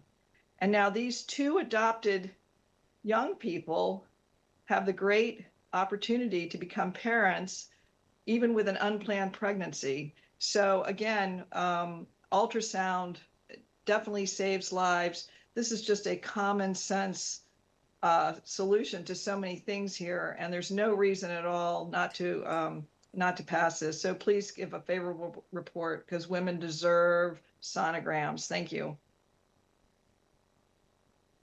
Thank you for your testimony. Are there any questions for this panel? Delegate Riley. Thank you, Madam Chair. Yes, so whomever can best answer this. So I was looking through some of the opposition, and it seems like it's a rolling theme with this particular bill that they think the wait time of 2 days or what have you is more of a burden on the patient and a unnecessary hurdle to protect the best interest of the patient. How would you respond to that?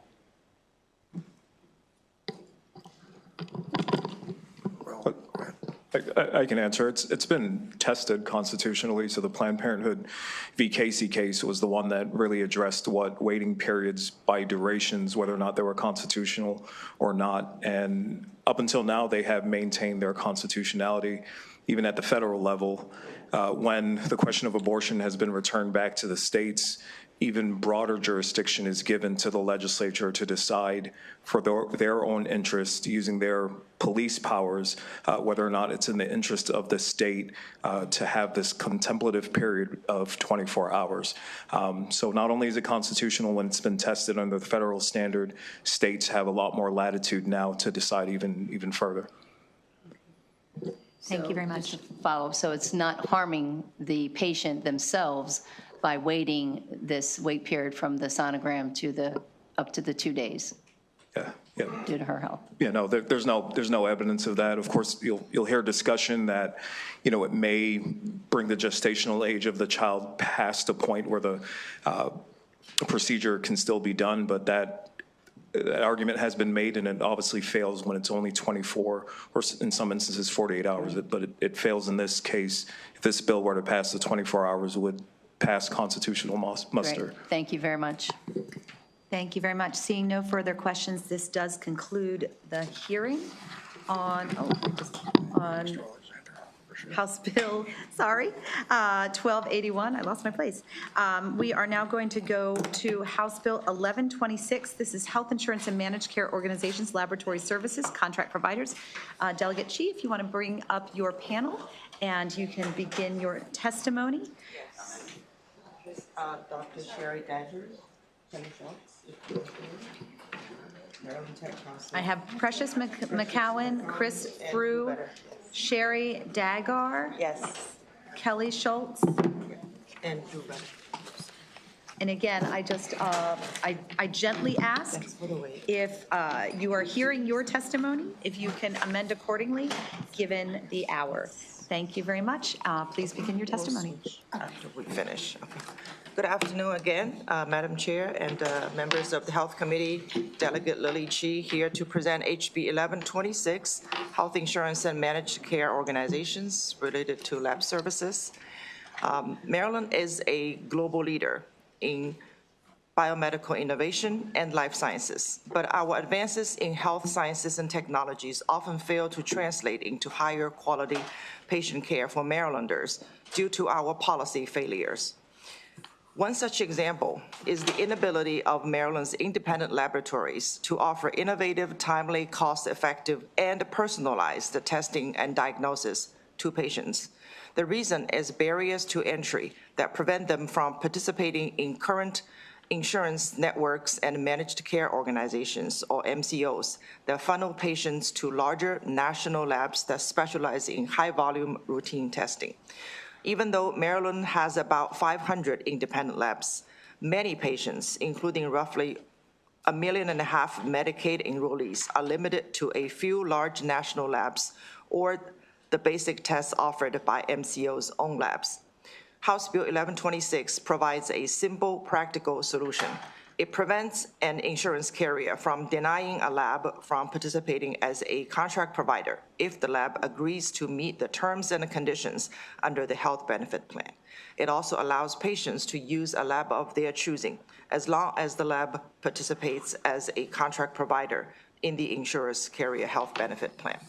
By leveling the playing field, HB 1126 ensures that licensed and qualified local labs that meet the same standards and payment rules have equal opportunities to serve our patients in Maryland.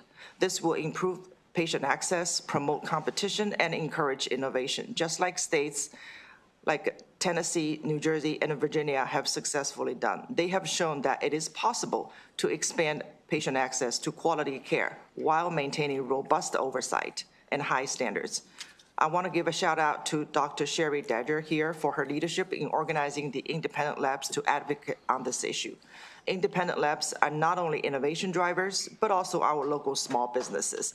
We should do everything we can to keep them in our state and help them grow and compete with national labs so they can make meaningful contributions to our community's quality of life, our innovation economy, and our ecosystem. With that, I will turn to my panel.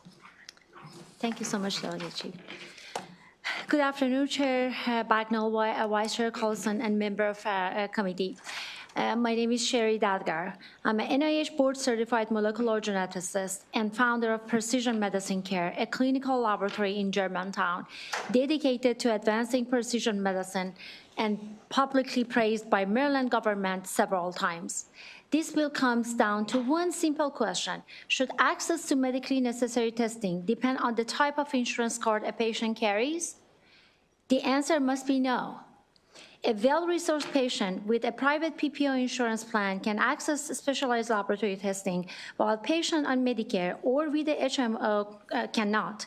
Instead, they are limited to a small number of large corporate laboratories that may not offer specialized tests that local innovative laboratories provide. This bill allows patients to access timely, high-quality in-state laboratory services. Maryland has more than 500 qualified laboratories that 1.5 million Medicaid enrollees cannot access.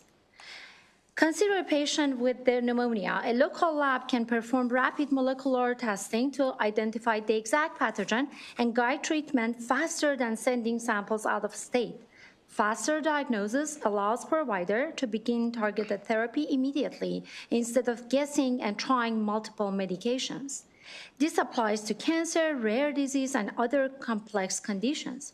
Early, accurate diagnosis reduces complications, hospitalization, and cost. Local laboratories are also playing a critical role in responding to public health emergencies. This bill does not change reimbursement rate, copay, deductible, or physician ordering protocol.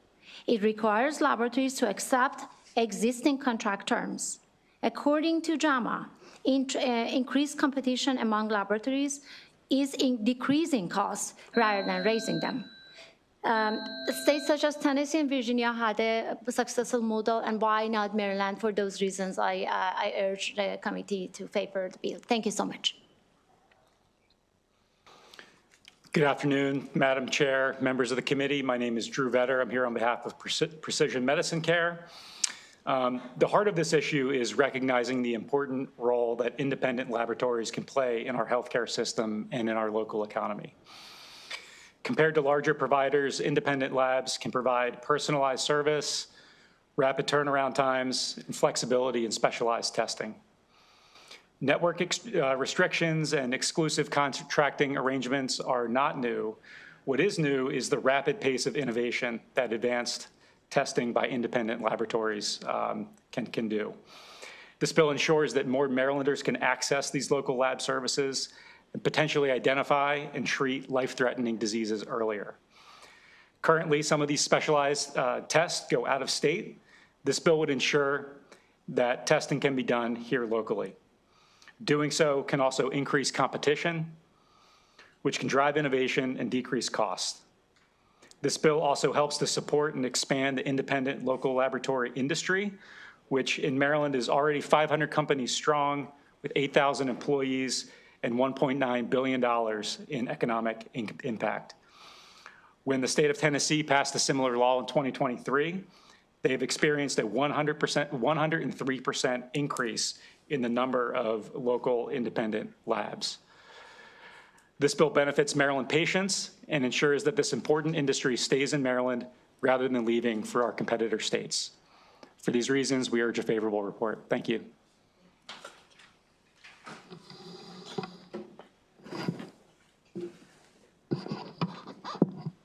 Good afternoon, Madam Chair Bagnall and committee members.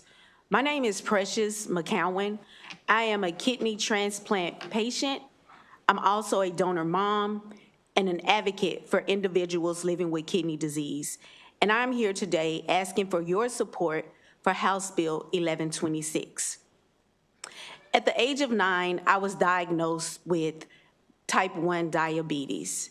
During that time, my kidneys began to fail. So I did in-center hemodialysis for a number of years. I've had a total of 3 kidney transplants, various hospitalizations, and on and off of dialysis. I am here today asking you to please support this bill. My journey began in 2010, where I received both a kidney and pancreas transplant. Both organs failed unexpectedly. That is not the hardest part of my journey. The hardest part is that my 2-year-old son passed away unexpectedly, and my husband and I decided to donate his organs to be a blessing to others. During that time, after making funeral arrangements, I was rushed into emergency surgery due to transplanted kidney and pancreas complications.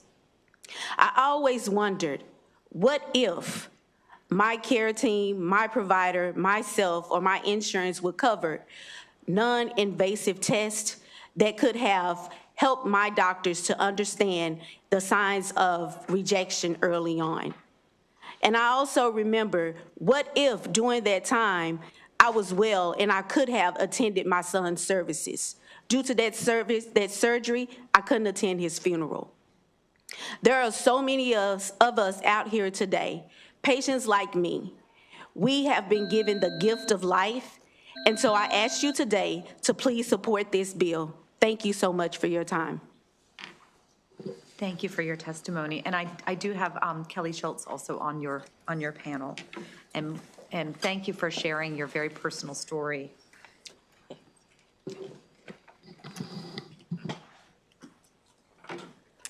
Good afternoon, Madam Chair, members of the committee. For the record, my name is Kelly Schultz, and I am the CEO of the Maryland Tech Council.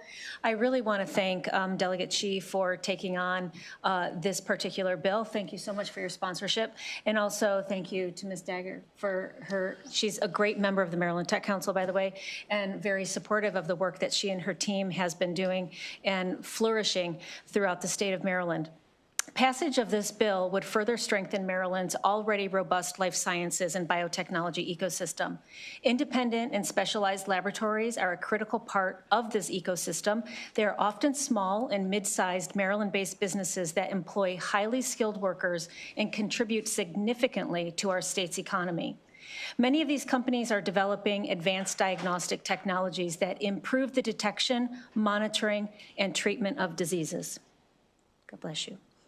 However, when qualified laboratories face barriers to participating in healthcare networks, it can limit these innovative companies' opportunities to scale their technologies and deliver new solutions to patients and providers. HB 1126 helps level the playing field by ensuring that qualified laboratories are not excluded simply due to contracting limitations, allowing more Maryland-based companies to compete and to grow. The economic impact is clear. This supports high-quality, high-wage jobs in life science sector, encourages investment and expansion of diagnostic and biotech companies in Maryland, and strengthens our state's position as a national leader in innovation and precision medicine. This bill also helps to ensure that innovation developed here in Maryland can actually reach Maryland patients rather than being sidelined by restrictive networking policies. For all of these reasons, Madam Chair, we support and encourage the committee's support of House Bill 1126. Thank you for your testimony. Are there any questions for this panel from the members? Seeing none. Sorry, Delegate Hutchinson. Thank you, Madam Chair. Perhaps not Delegate Chi, but you can tell whoever wants to answer the question. I'm fascinated by this bill because it is innovation. We have Kelly here supporting the innovation that it brings to the state. Give me a preamble of what the opposition is going to say about the bill.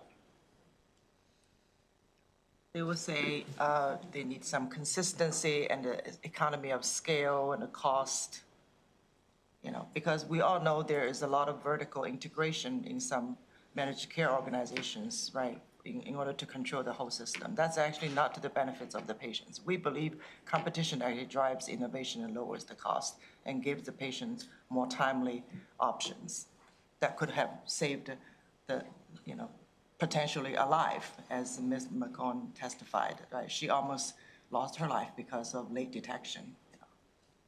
Thank you. Thank you, Madam Chair. Are there any more questions from Delegate Taveras? Thank you. I'll be quick. So let me make sure I understand. So because the current contracted labs are limited in what they can do, certain things didn't get done. So what are the kind of tests that maybe your lab would provide that are currently lacking in the marketplace? Absolutely. My lab is a precision medicine lab. We have about more than 500 diagnostic tools that many of them are novel and not easily accessible through the large corporate laboratories that are located outside of the state. Managed care organizations are contracted exclusively with a few large corporate laboratories outside of the state. They may or may not offer some of these tests, but obviously there are some of the tests that are not available in the market. What they do, let's say it's a cancer patient that does need to go under genetic testing for their guided therapy.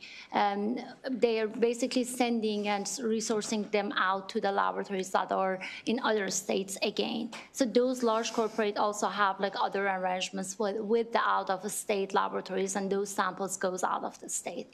So to answer your question more precisely, These are all highly complex and novel and innovative tests that many of the independent laboratories in the state are developing. Some of them might be accessible through a third-party arrangement, and some may not. And it is really important to make this accessible at the local state for the patient, because obviously outsourcing the samples out of the state is associated with the delay in diagnosis, which itself there are lies of series of evidences that shows that the delay in diagnosis is directly increasing costs for healthcare. And I'll be more than happy to provide references for the committee if needed. Okay.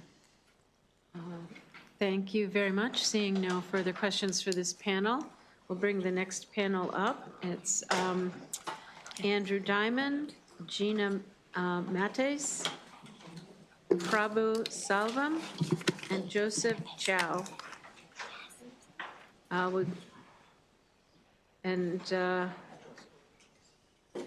Andrew Vetter and Drew Vetter and Andrew Zirkle, if you want to stand by.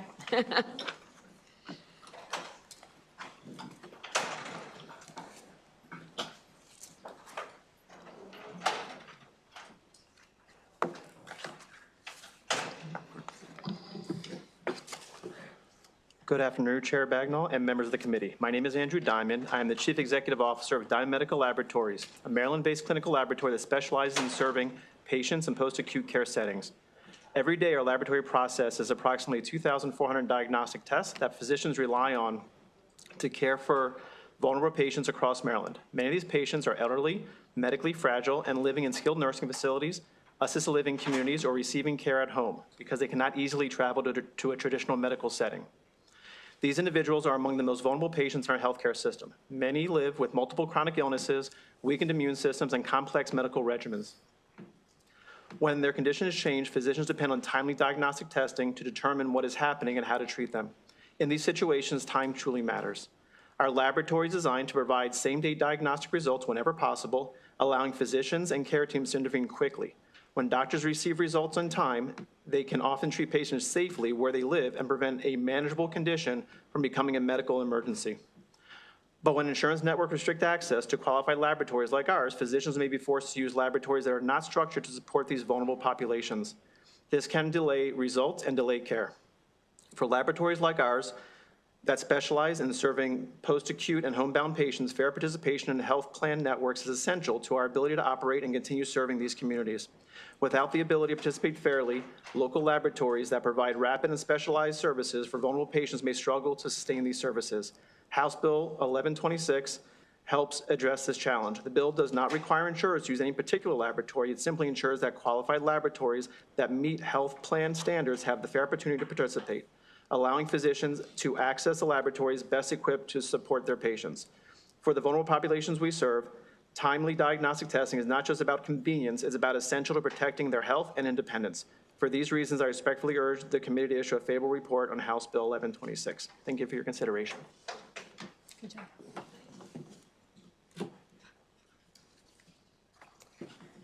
Hello. Dear Chair and Bagnall and members of the committee, thank you for having me today. My name is Gina Mattis, and I'm the former CEO and founder of Principal Diagnostics. Our laboratory has been operating and supporting physicians and patients across Maryland for more than a decade. I'm also a resident of Frederick, Maryland. I'm writing to express strong support for House Bill 1126, which helps ensure fair network access for qualified laboratories. Over the past decade, our laboratory has worked closely with healthcare providers throughout Maryland to deliver advanced diagnostic testing that supports patient care and medical decision-making. Independent laboratories like ours often provide specialized diagnostics that are critical for physicians managing complex patient populations, including behavioral health patients, infectious disease cases, and individuals with rare hereditary conditions. These advanced tests help clinicians diagnose conditions earlier, select appropriate therapies, and monitor patient outcomes more effectively.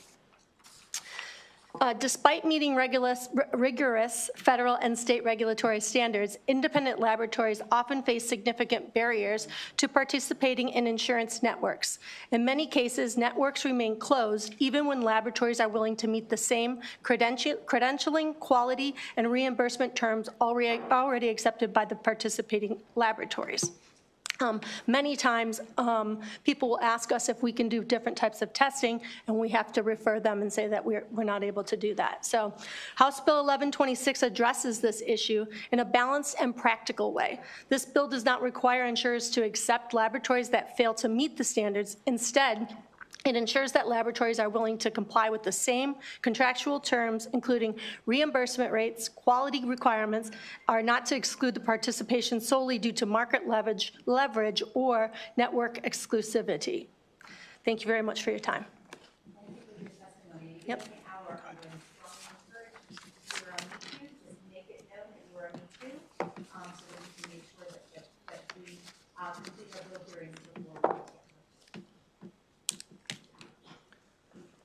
Thank you, Chair Bagnall, Vice Chair Cullison, and members of the Health Committee. As an ER physician, I see patients when the system has already failed them. Missed infections, delayed cancer diagnoses, and preventable complications. Every healthcare provider relies on 3 pillars to care for a patient. The first, the patient encounter, 2, laboratory testing, and 3, the medications used to treat disease. Maryland addressed one of those pillars decades ago under the Maryland Insurance Code, Section 15806, titled Choice of Pharmacy. Because of this, patients have the right to choose where they fill prescriptions. But the laboratory testing pillar remains unprotected. Independent labs are often local small businesses, as you've heard, and they frequently provide higher quality, more precise care at a fraction of the cost, sometimes 1/3 of what hospital-based labs charge. Yet insurance carriers routinely restrict access to them. Instead, large national corporations dominate through exclusive contracts, sending jobs and revenue often out of state. And just like PBMs in pharmacy, laboratory benefit managers act as middlemen, limiting access, reducing competition, and contributing to delays in diagnosis, especially in underserved communities. With Medicaid cuts, loss of ACA subsidies, and so many now afraid to seek care outside of their communities, it's so critical for us to remove any barriers to healthcare access, including geographic barriers. In Montgomery County, where I'm running for county council at large, we also face stagnant private sector growth despite highly talented workers, and expanding healthcare access means greater innovation, entrepreneurship, and good paying jobs while strengthening a sector that Maryland is already a national leader in. Please support HB 1126 to protect access, lower costs, and improve care for all Marylanders. Thank you. Prabhu Selvam. I am not trying to be disrespectful, but we actually have to be back on the floor at 5:30, and I am going to have to start reducing the time. I'm trying not to do that. So please, if your testimony has already been stated, please amend your testimony. Well, you called the right person, because I'm actually threw out my written one, and I'll just actually talk and respond appropriately, so hopefully I'll keep this short. So my name is Joseph Chow. I'm a physician and Chief Medical Officer at Virant Diagnostics, a lab in Silver Spring, Maryland. And we specialize in rare diseases, allergy, and immunology testing. And at the heart of this bill, essentially, is credentialing. By actually opening up and partnering with independent labs, I think MCOs will actually improve their efficiencies in many, many ways, as well as actually streamline costs, as others have stated, which is basically through competition, potentially. And what this opens up, essentially, is actually choices ultimately benefiting the patient and their physicians. I'll give you some examples. We actually have 2 tests that we've developed over the past few years that are for rare diseases. For one, it actually affects 1 in 10,000 patients. We have the highest sensitivity tests throughout the United States, but yet we often get denied payment even after we perform the test because we're not in network with many of the MCOs. We have a second test that affects 1 in 50,000 patients. Very complicated. Both of these are very complicated tests. and highly expensive to develop. And we're the only commercial lab in the United States to actually have this available. Yet, again, we get denied payment on this. And we're not talking about high-cost tests. This test, very complicated through mass specs, is only $125 by coding. And so we're not talking about expensive tests, but yet we're denied that because we're not in network. So in the end, I support this bill because it will open up access, better clinical decision-making, and management of patients that would benefit.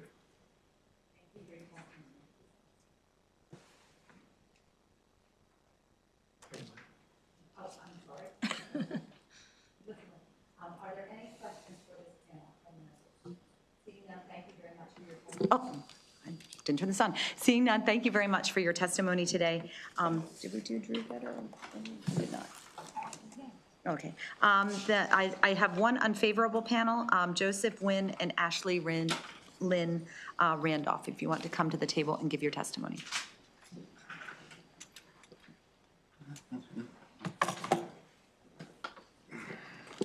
Are you testifying on this? I thought I was signed up. If not, oh, you did. I'll take my 15. And Allison Taylor.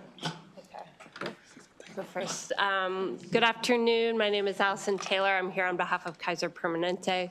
Kaiser's opposition is based on the fact that they own their own labs that are the most convenient and practical option for the members. However, I did commit to working with the proponents on this most practically in the interim on something that might work for everybody. So that's it. Madam Chair, members of the committee, for the record, Joe Wynn, I'm the Executive Director of the MCO Association. I'm a Me Too as well, with Allison. Hi, Ashlyn Randolph. I'm here on behalf of the League of Life and Health Insurers of Maryland, and we are Me Too as well. Thank you very much. Are there any questions from this panel, from the members? Seeing none, thank you for your testimony. I believe this concludes the hearing on House Bill 1126. I just want to make sure I hadn't missed anyone as I was reading my notes. And we are going to go to our final bill of the day. This is House Bill 714, Delegate Grammer, Health Abortion Data, Submission to the Centers for Disease Control and Prevention. If you want to come to the table and bring your sponsor panel, and we will also bring up your virtual witness, and you can begin your testimony.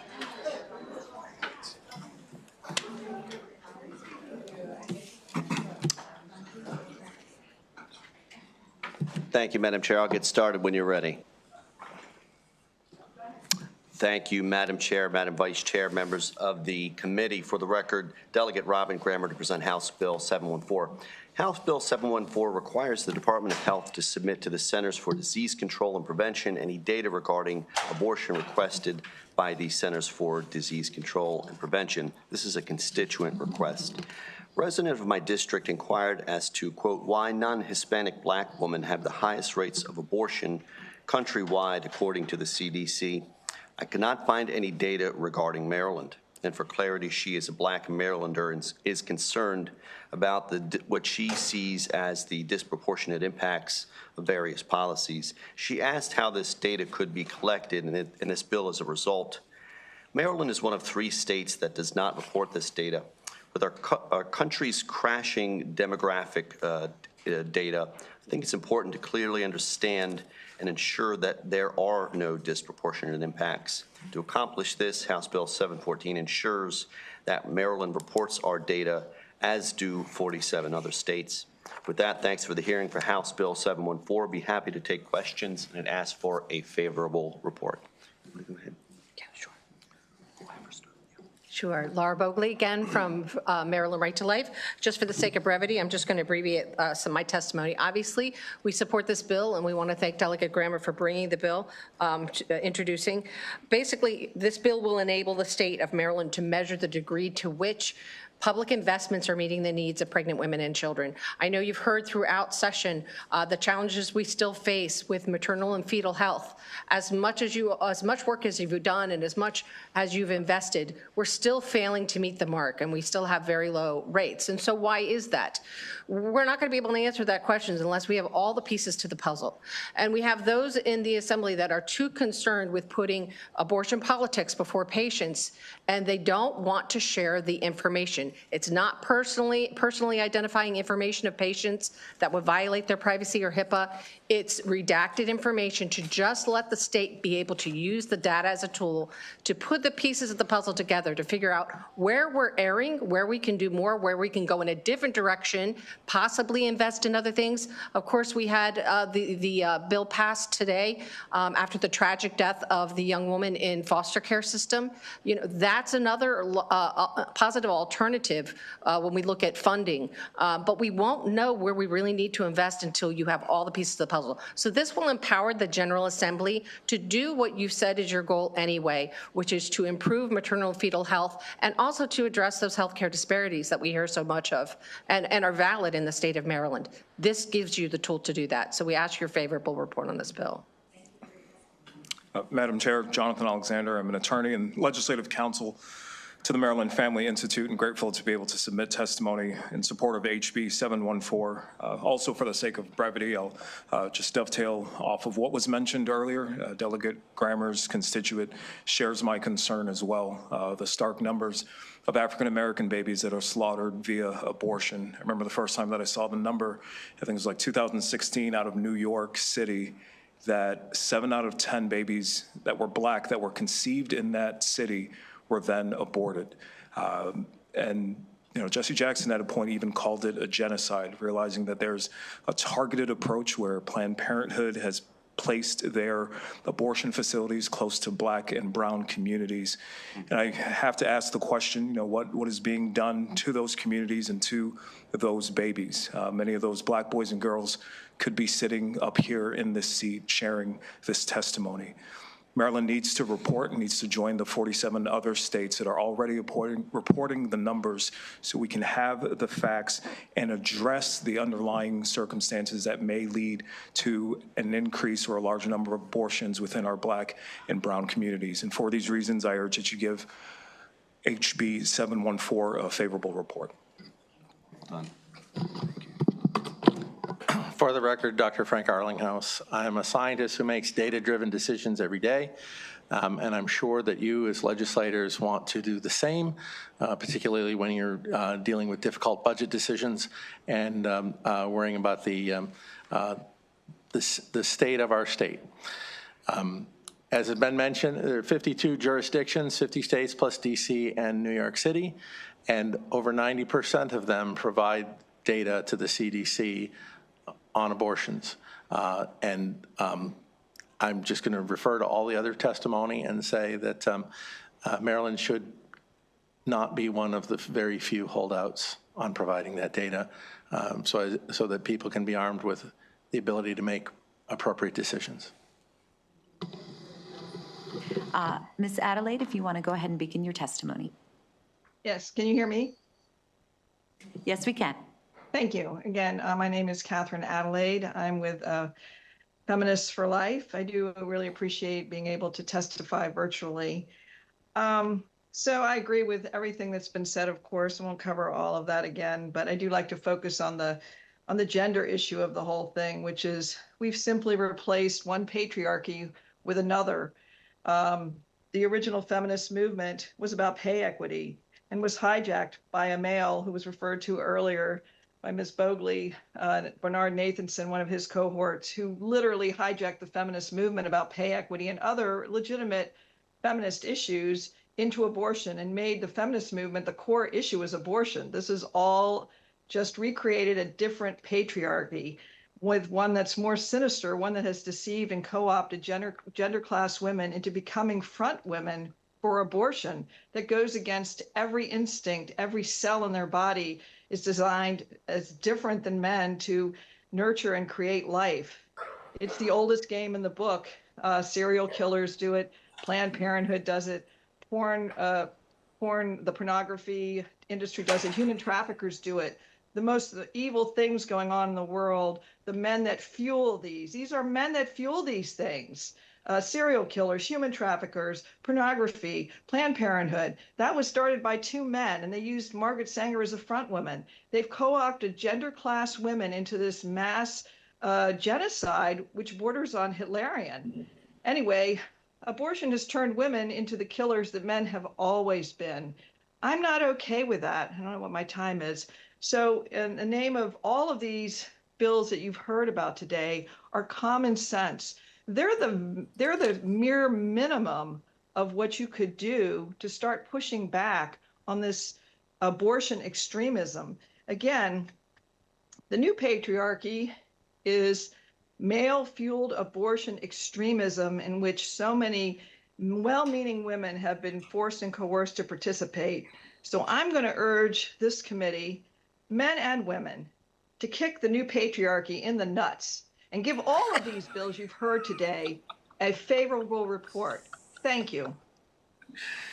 Thank you very much for your testimony. Are there any questions for this panel? And thank you again for the courtesy because of the hour. Delegate Chalet. Thank you, and I'll be quick. I've been reading the opposition testimony, and generally it's carbon copy of each other, but they say that this information is already available. The Society for Family Planning has begun collecting data, and the We Count reports, and something about the Guttmacher Institute. So best person to answer, one answer per panel. What's the question? Is what do you have to say about the response that we don't need this because that's being collected by the Society for Family Planning and the Guttmacher Institute? The framework for the delivery of this information is the CDC. They have the nationwide information. We pay them to do it. We shouldn't have to rely on a nonprofit. Thank you. Thank you very much. Seeing no further questions, this does conclude. Thank you, Madam the Chair. hearing. And thank you for your patience. House Bill 714, and it does conclude our bill hearings for today.